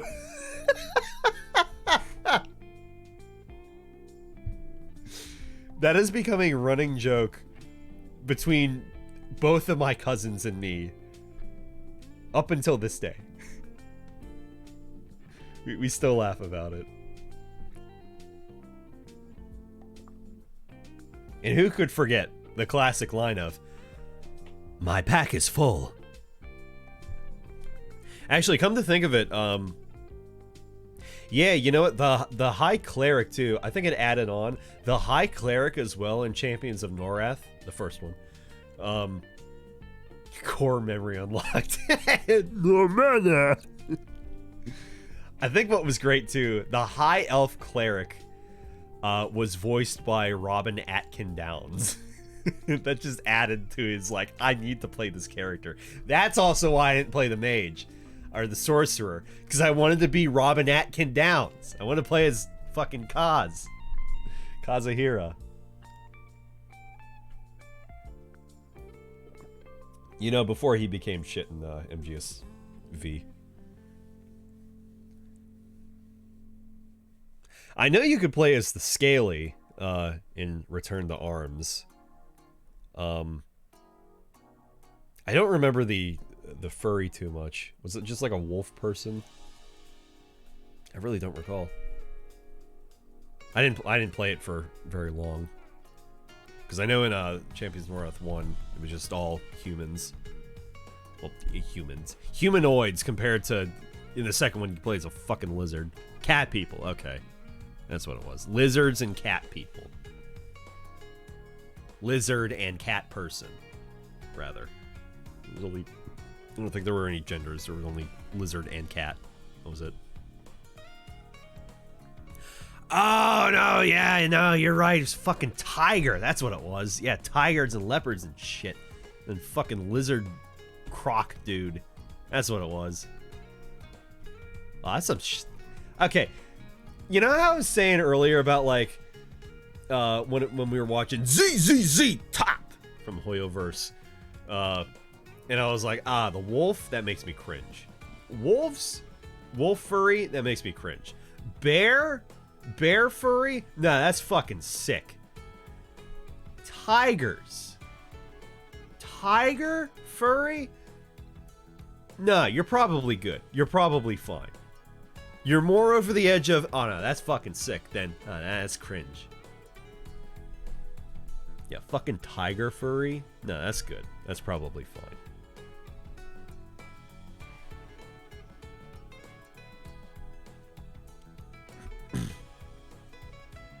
On every level except physical, I'm a wolf. My ex-girlfriend's favorite animal was a wolf. Scary stuff. Let me tell you, scary shit. My ex-girlfriend's favorite animal was a wolf. Very scary. Wolves are cool. Wolves are cool. Wholesome. I think it's neat, wolves just communicate by just viciously fucking growling. Like, they don't bark. It's vicious growls. Until they eat you. No, I think most wolves are, very non-confrontational in regards to humans. I'm pretty sure they are. We need another Champions game. We need another Kingsfield game. Both things we're probably never going to get. Both things that have many spiritual successors. But we're probably never going to get another one. Though I still hold out hope for Kingsfield 5. God, do I fucking hold out hope for Kingsfield 5. Can you fucking imagine how good that would be? Oh, can you imagine Kingsfield 5 and it's... Oh... FromSoft, give me Kingsfield 5. Oh, just you wait, chat. Just wait till I stream fucking Kingsfield 4. Oh, boy. Oh, it's gonna happen. Oh, it's gonna happen so soon. Oh, so soon. Oh, it's on the agenda. Oh, it's on the agenda, chat. Oh. It's on the stream schedule. It's somewhere around here.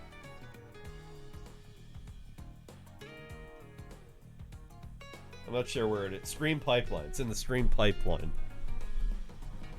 Oh man, look at all these games in the stream pipeline. Oops, Code Vein is in here. That's too bad. Ah man, look at all these games in the stream pipeline you guys can't see. Because I'm keeping my cards close to my chest.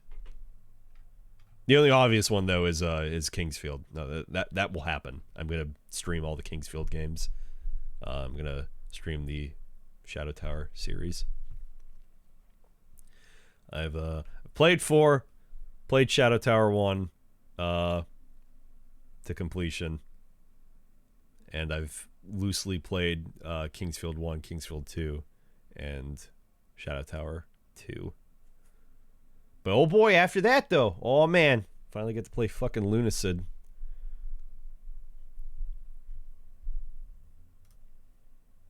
Moving on.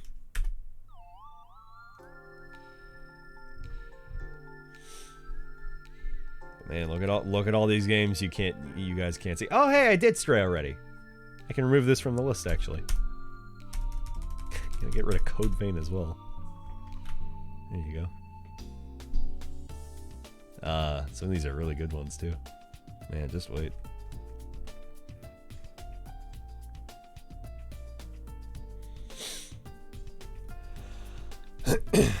But I gotta get through stuff with God of War still.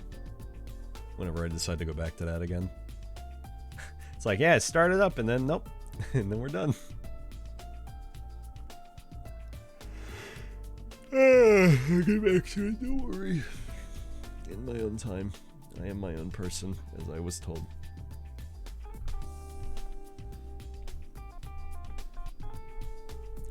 I want another Champions game to just be fucking over-sexualized fantasy trash. Everyone walks around in male bikinis and loincloths. Yeah, you know. You know, like the males in Champions North, for those that don't know, you take off their clothes. The males, it's like, oh, you know, they got like thick loincloths or whatever. It's like, it's whatever. All the women between like Dark Alliance, Baldur's Gate Dark Alliance, and Champions of Norath, all the women just wear skimpy bikinis. It's great. It's great. Popped many a little baby mallow. Let me just stop there. Back in my day, when I was a little baby mallow.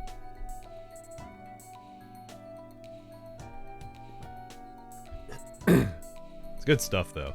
Good PS2 quality gram fix. Hard to fucking see on my 4x3 TV with the VHS player.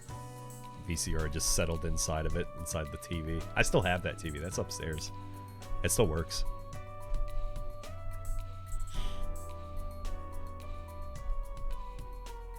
Oh, so the woman in Dark Alliance and Champions of Norath, they really ran with like their tits. They ran with their tits forward. That's how they ran. The men weren't that much better though, because they ran like. That's literally how it was. At any rate, you have Baldur's Gate if you want an overly sexualized fantasy trash game. Oh, it's trash, all right though.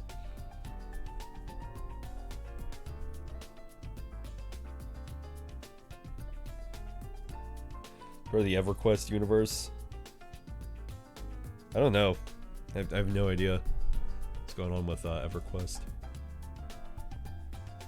I completely forgot, actually.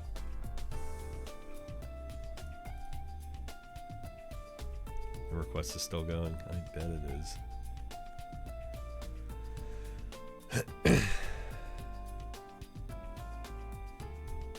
Got their 29th expansion. Great.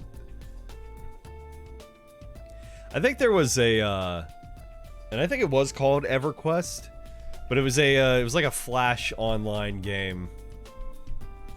I'm pretty sure it was called EverQuest or something like that. That I used to play, and like, I don't know exactly what that game even was, but it was really like, really basic like Flash, like online kind of RPG sort of a game. I don't know what you did in it, but I feel like, excuse me, my only memory relevant towards that Flash game, Java game, whatever, was like, I almost think of it like Neopets, where it's just you go to different locations and you can do some other things, and like that's it. There weren't like necessarily like mini games. I think I don't even remember how the game played. Like shit, I remember more about like some Neopet online mini games than I do anything about like EverQuest or whatever the hell it was called. Adventure Quest, maybe? That might have been it.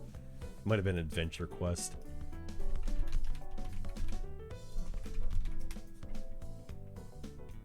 Oh god, it was probably Adventure Quest.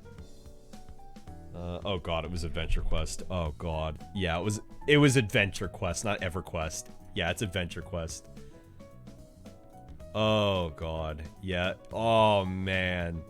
Okay, so it looks like it was like turn-based RPG sort of stuff. You made your own character. You fought some little dudes. Oh fuck, man. Oh shit. I gotta get out of here. Oh Christ. It's fucking Adventure Quest. I've been trying to remember the name of that for years.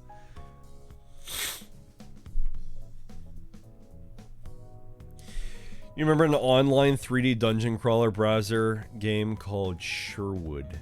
Probably not. That doesn't sound familiar.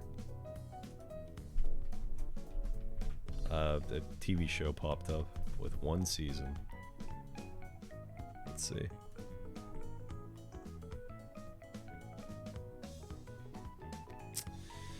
No, this doesn't look familiar.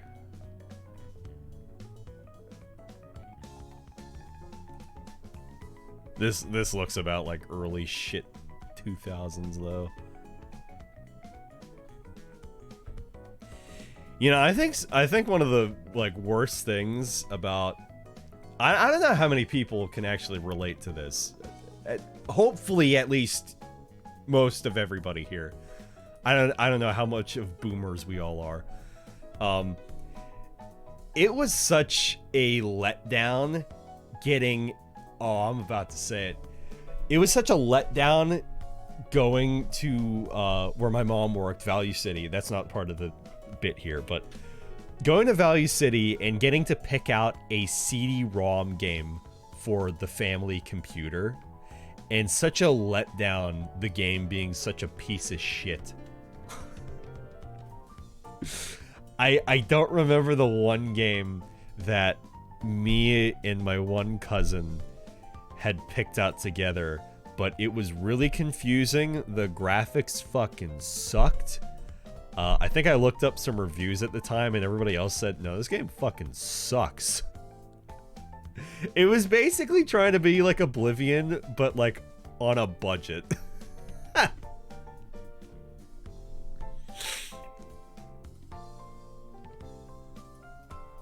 What is Swords and Sandals?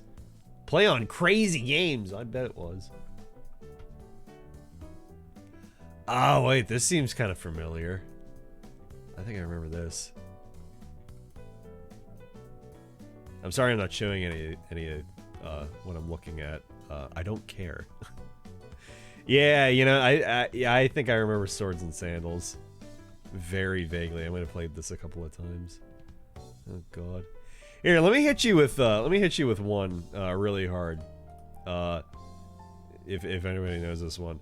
There was this Flash game in which you played as a little like circular colored dot dude, and you had to move the dot dude and like try to cheat on tests. And that was the whole game. You tried to cheat on tests, and then like the final level of the game, a school shooter comes in, very uncommon for the time. in early 2000s. School shooter comes in and you have to like escape out the door or something from the school shooter. There was like I think 3 or 4 of those games. They were really fun. I don't know if anybody knows that. Nobody's saying anything, so I doubt it. Those are really fucking fun games. When it comes to Flash games, that is like probably number 1 that I most remember. Number 2 is some sort of zombie house shooter puzzle game. That was... The first game ran perfectly fine, was really fun. The second game did not run that well. I thought it was my computer for the longest time until I upgraded my computer and like checked it out again, and it ran like fucking shit still, and I was like, oh, no, it just sucks. I couldn't tell you the name of that though, not at all. Those were good though. Maybe type in like, oh, Flash zombie shooter game. I'm going to type that in right now.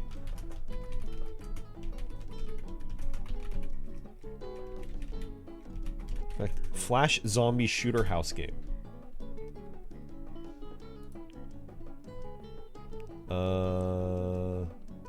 Zombies in the house.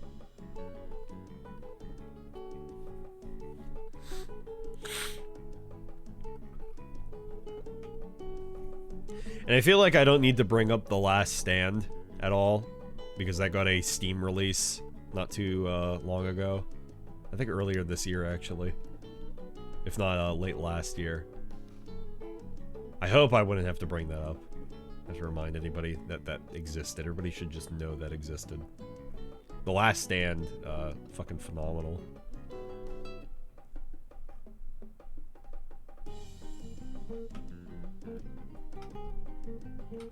Yeah, I'm not really seeing it. I am seeing The Last Stand, the third game, I forget the name of it. Something City. That's probably for the best. Leave corpses buried.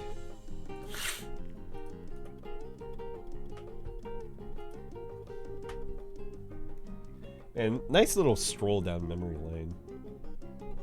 That was nice.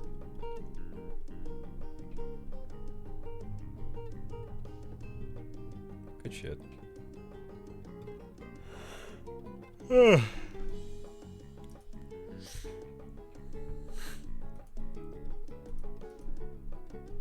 Alright, I have to figure out what I'm actually doing at this point now. At 5 p.m. Am I going to bed? Am I going to bed now? I'm fucking tired. Am I going to bed or am I just staying up pointlessly for like an additional 3 to 4 hours, maybe? Like I'm just gonna like sit here as though I had just done fucking edibles and just watch stuff. That is what I would do if I'm gonna stay up another 3 to 4 hours just doing nothing. Just like, yep, I'm gonna fix my sleep schedule pointlessly again. This is like the second time this week. Or this, if I do attempt to do it, this will be the third time this week. I'm fixing my sleep schedule, for Christ's sake. It's ogre, guys. It's so ogre. It's Jover. The schedule's so fucked. There is no schedule. I feel so lost. It's not even funny.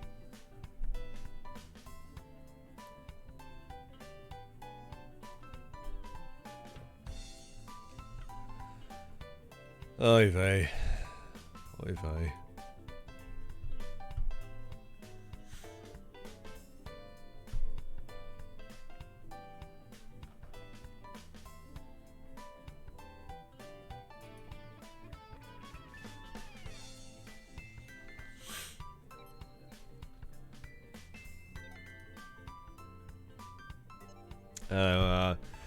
What have you guys been playing? What have y'all been up to? Baldur's Gate 3. I assume most everybody. Sharps, actually, I'm surprised that you're still playing Fallout 76 and not Baldur's Gate 3 right at this moment. I know you've been playing it on and off, but just more of it. I'm surprised you haven't been playing more of it.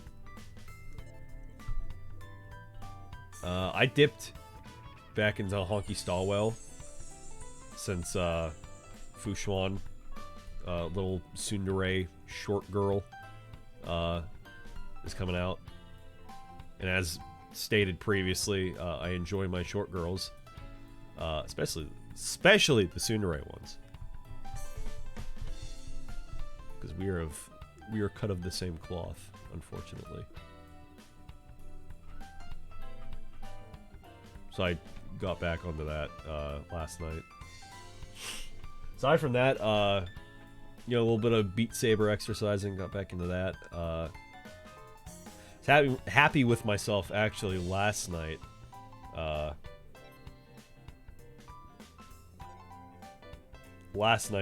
Early this morning.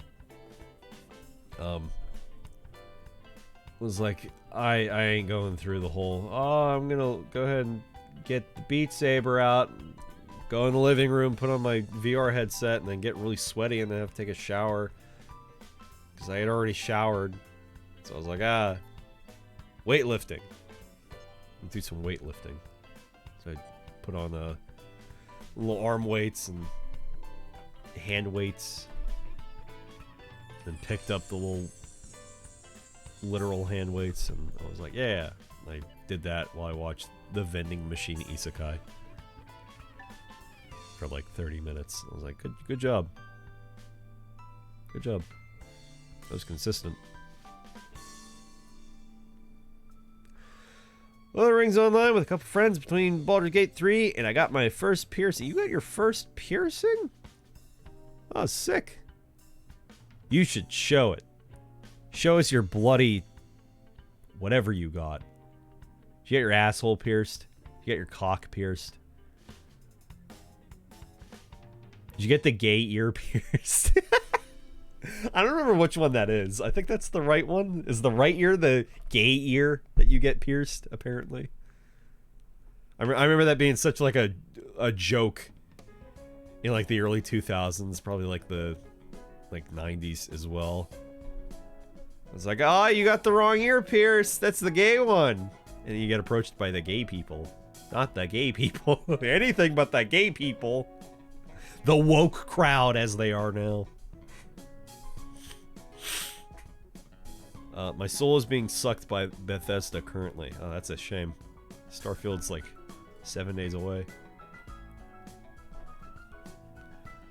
It's one piercing, and it's both an asshole and a cock piercing at the same time. Jesus Christ.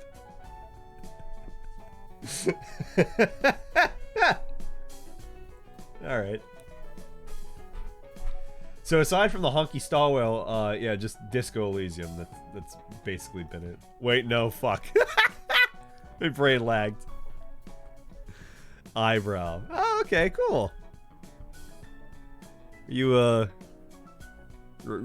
punk now? Are you a punk dude? You feeling punk? British punk? Just don't be techno punk. Whatever you do, don't be techno punk. I can't not recommend. Oh, there's an ad starting, and oh, look at that, incoming ad break in actually 5 minutes.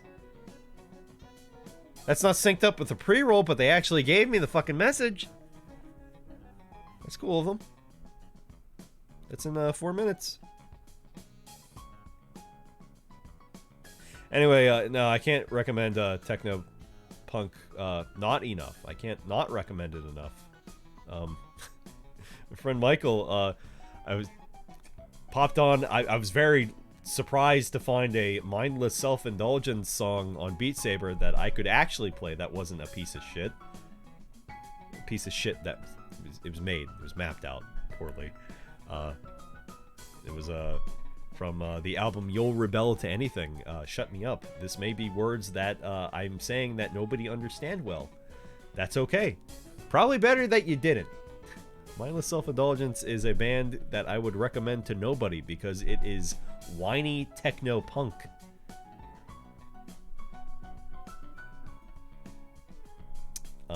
He liked it though. He hasn't mentioned it at all since I played that for him. But like, within 20 seconds of the song starting, he was like, I like this. I was like, oh god, no. I would not recommend this band to anybody. Like, generally, my ad is about to start. Thank you. Generally, and I've been told, I have good taste in music. And I like to think that too, because I've been told that by numerous people. When it comes to mindless self-indulgence, no, that's not good music that I would recommend to a single person ever. Now, personally, if you want to go listen to mindless self-indulgence, Shut Me Up is a pretty good one. That's a good one to start on. They have a lot of interesting song names. In fact, it would do me nothing happier than to read off some of these song lists before the ad break, hopefully.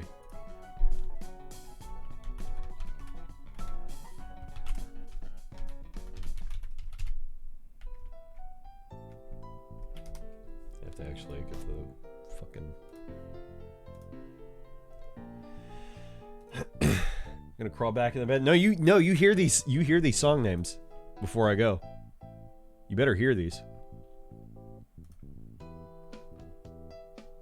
Yeah, from the album Frankenstein Girls Will Seem Strangely Sexy. One of my favorites, honestly. We got Back Mask right here. And the best part about this album, there are 30 songs and all in alphabetical order, because that's just great. Bitches, Boomin', Clarissa, Cocaine and Toupees, Dicks Are For My Friends, F, The F Slur, Futures, Golden Eye, Harry Truman, Holy Shit, I Hate Jimmy Page, I'm Your Problem Now, that's a really good one. J, Keeping Up With the Kids, Kick the Bucket, Kill the Rock, Last Time I Tried to Rock Your World, London Bridge, M, Masturbates, Planet of the Apes, Played, Ready for Love, Royally Fucked, 7-Eleven, Step Up, Ghetto Blaster, Whip Stick a Go Stop, and Z. Some banger song titles. You fucking bet.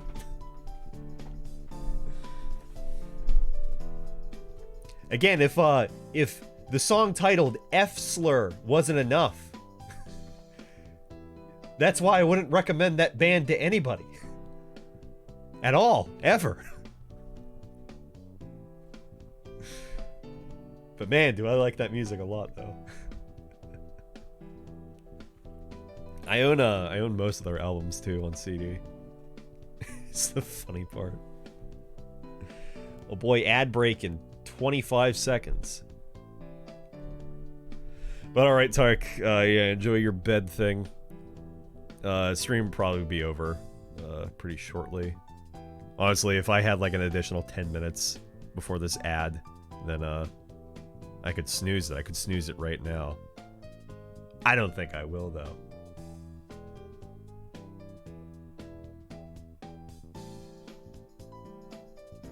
And there's the ad.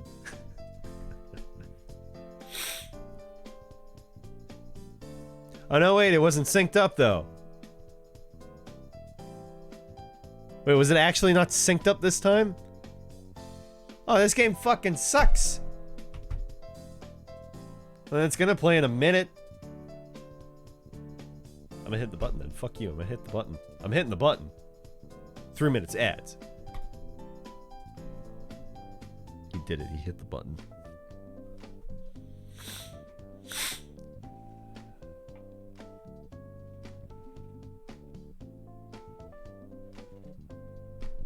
I gotta consider what I want to do here. This is the ad break talk. I gotta consider what I want to do. I'm gonna be real Mala. I'm gonna be super real Mala with you right now.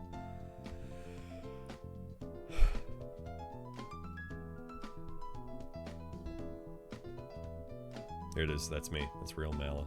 it's him. I could go to bed right after stream, or I could not. Oh my god. It's all pointless.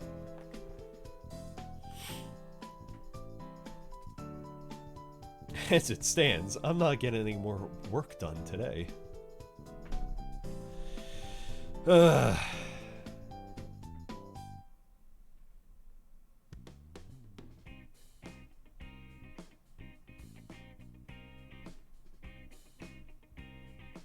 don't know how I managed a 4-hour stream.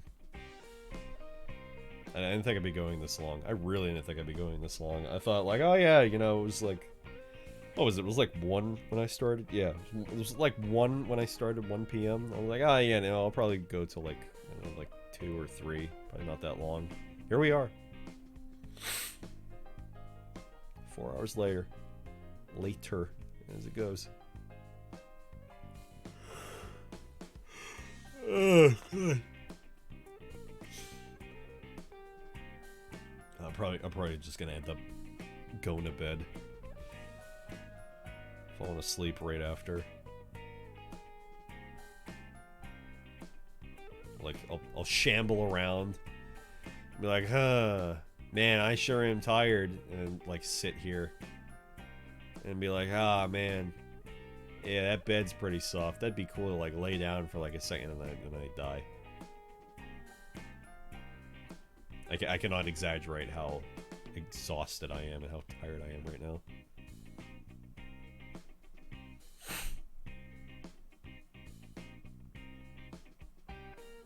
"25 seconds till the ads are over." Boy, I love capitalism. Money's great. One of my favorite pastimes.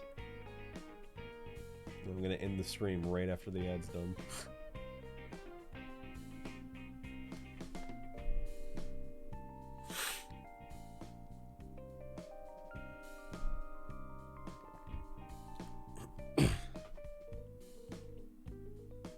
My community is back. Hello, community. Welcome back. I talked about, really nothing at all. I talked about being tired and, laughing about, boy, what am I gonna do? Am I gonna go to bed right after this? Or am I gonna stay up for no reason to, like, barely tweak my sleep schedule at all?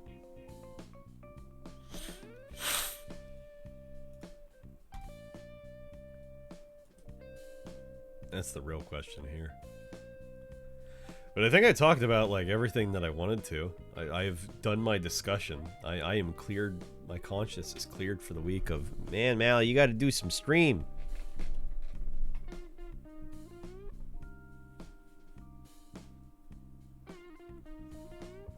Oh, scatterbrained as I am, I did mention earlier, FF14 potato stuff. Yeah, I was looking at my account again, I was like, ah, yeah. I could play that. Kira had mentioned, Kira, a friend of the stream, Kira had mentioned on Discord that until the 31st, they have a free login period for FF14 going on for 14 days.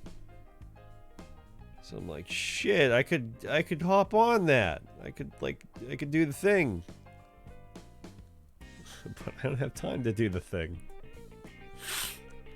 But it'd be cool to play as my potato again. Like, yeah, play the game.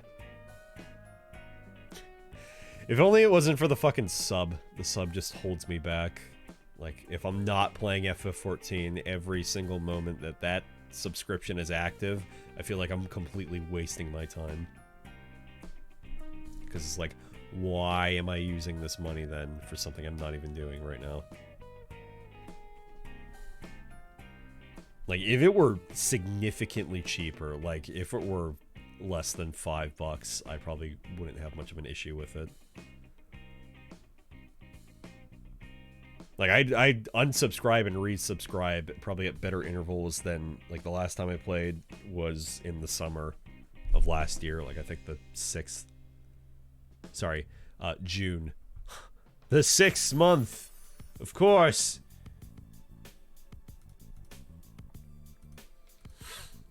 I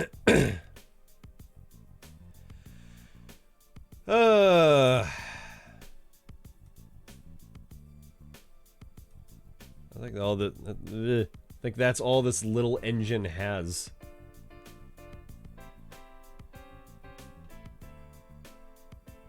It's done, guys. I think the stream's over. 4 hours and 11 minutes. I really did not think I would go that long. Here, I'll be nice.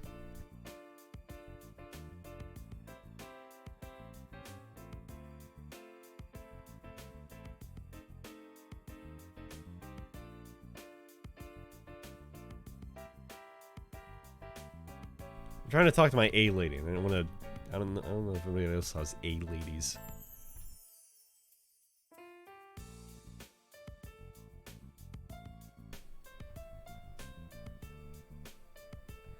She says, "Sure. What do you want to turn on?" Like I said the name of the thing that I wanted. The bed.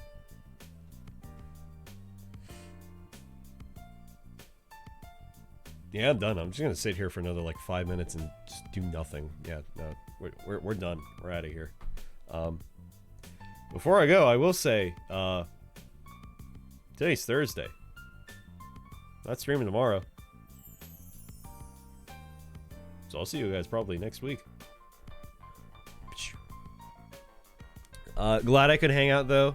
Talk about the Vending Machine Isekai that I watched. And other animes, as well as all the Gamescom stuff.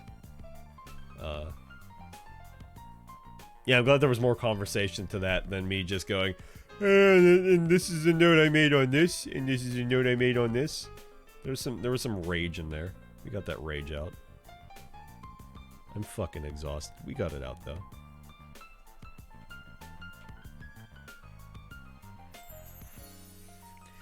Good chatting, chat. Good job. Thanks for hanging out with me.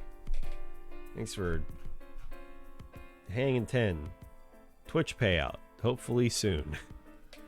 Give me my 50 bucks. I've earned it. My neighbors are leaving. I'm gonna figure out some food too. I was hungry before the stream. I'm now just remembering that I'm hungry.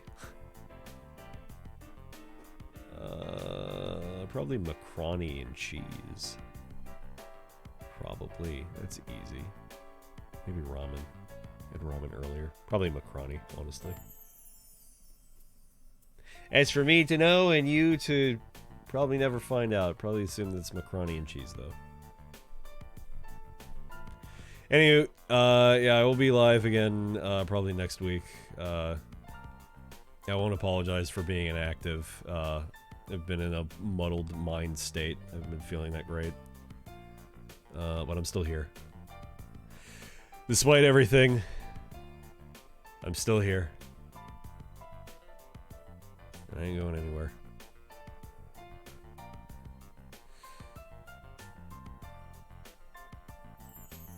Probably gonna watch some Vending Machine anime, maybe. I'm so tired. Alright, everybody. Yeah, I'll see y'all next week. Probably. I'm gonna get back into Fear and Hunger, I think. I'll float the Baldur's Gate 3 thing by the Discord. Everybody probably be fine with it. But I feel bad at least not like mentioning like, yeah, you know. I've heard about the optimization later, and the game is already having some problems for me when I'm streaming right now. Again, granted, last time, the last stream I had done, it's a lot of that was just because of Wallpaper Engine, because I still had that running. And usually I've been quitting out of Wallpaper Engine whenever I'm playing more intensive streams lately.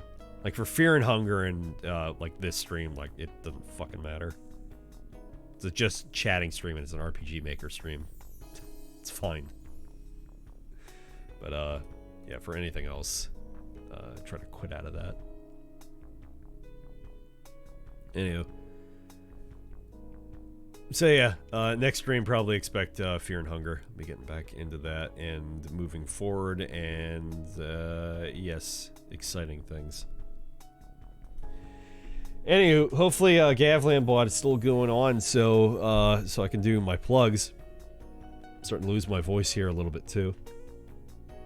I'm starting to lose my voice here for the past like 2 hours.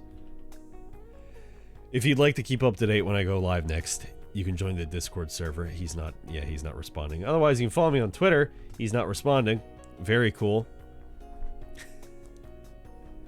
Gavlan bot, what do you think about Elden cock? Think about cock rings. He thinks nothing. My drunken fucking bot. I need to check out what is wrong with the Stream Elements bot. I'm gonna look that up right after stream and see if I can find anything. Holy shit. He needs to stop leaving work early. Okay. I'm gonna go now. Thanks everybody again for hanging out, watching. Don't forget to tune in your binoculars. And I shall see y'all in your dreams. Bye-bye, take care, goodbye, goodbye. I'm gonna be in your dreams, I swear. Bye, bye, bye, bye, bye, bye, bye.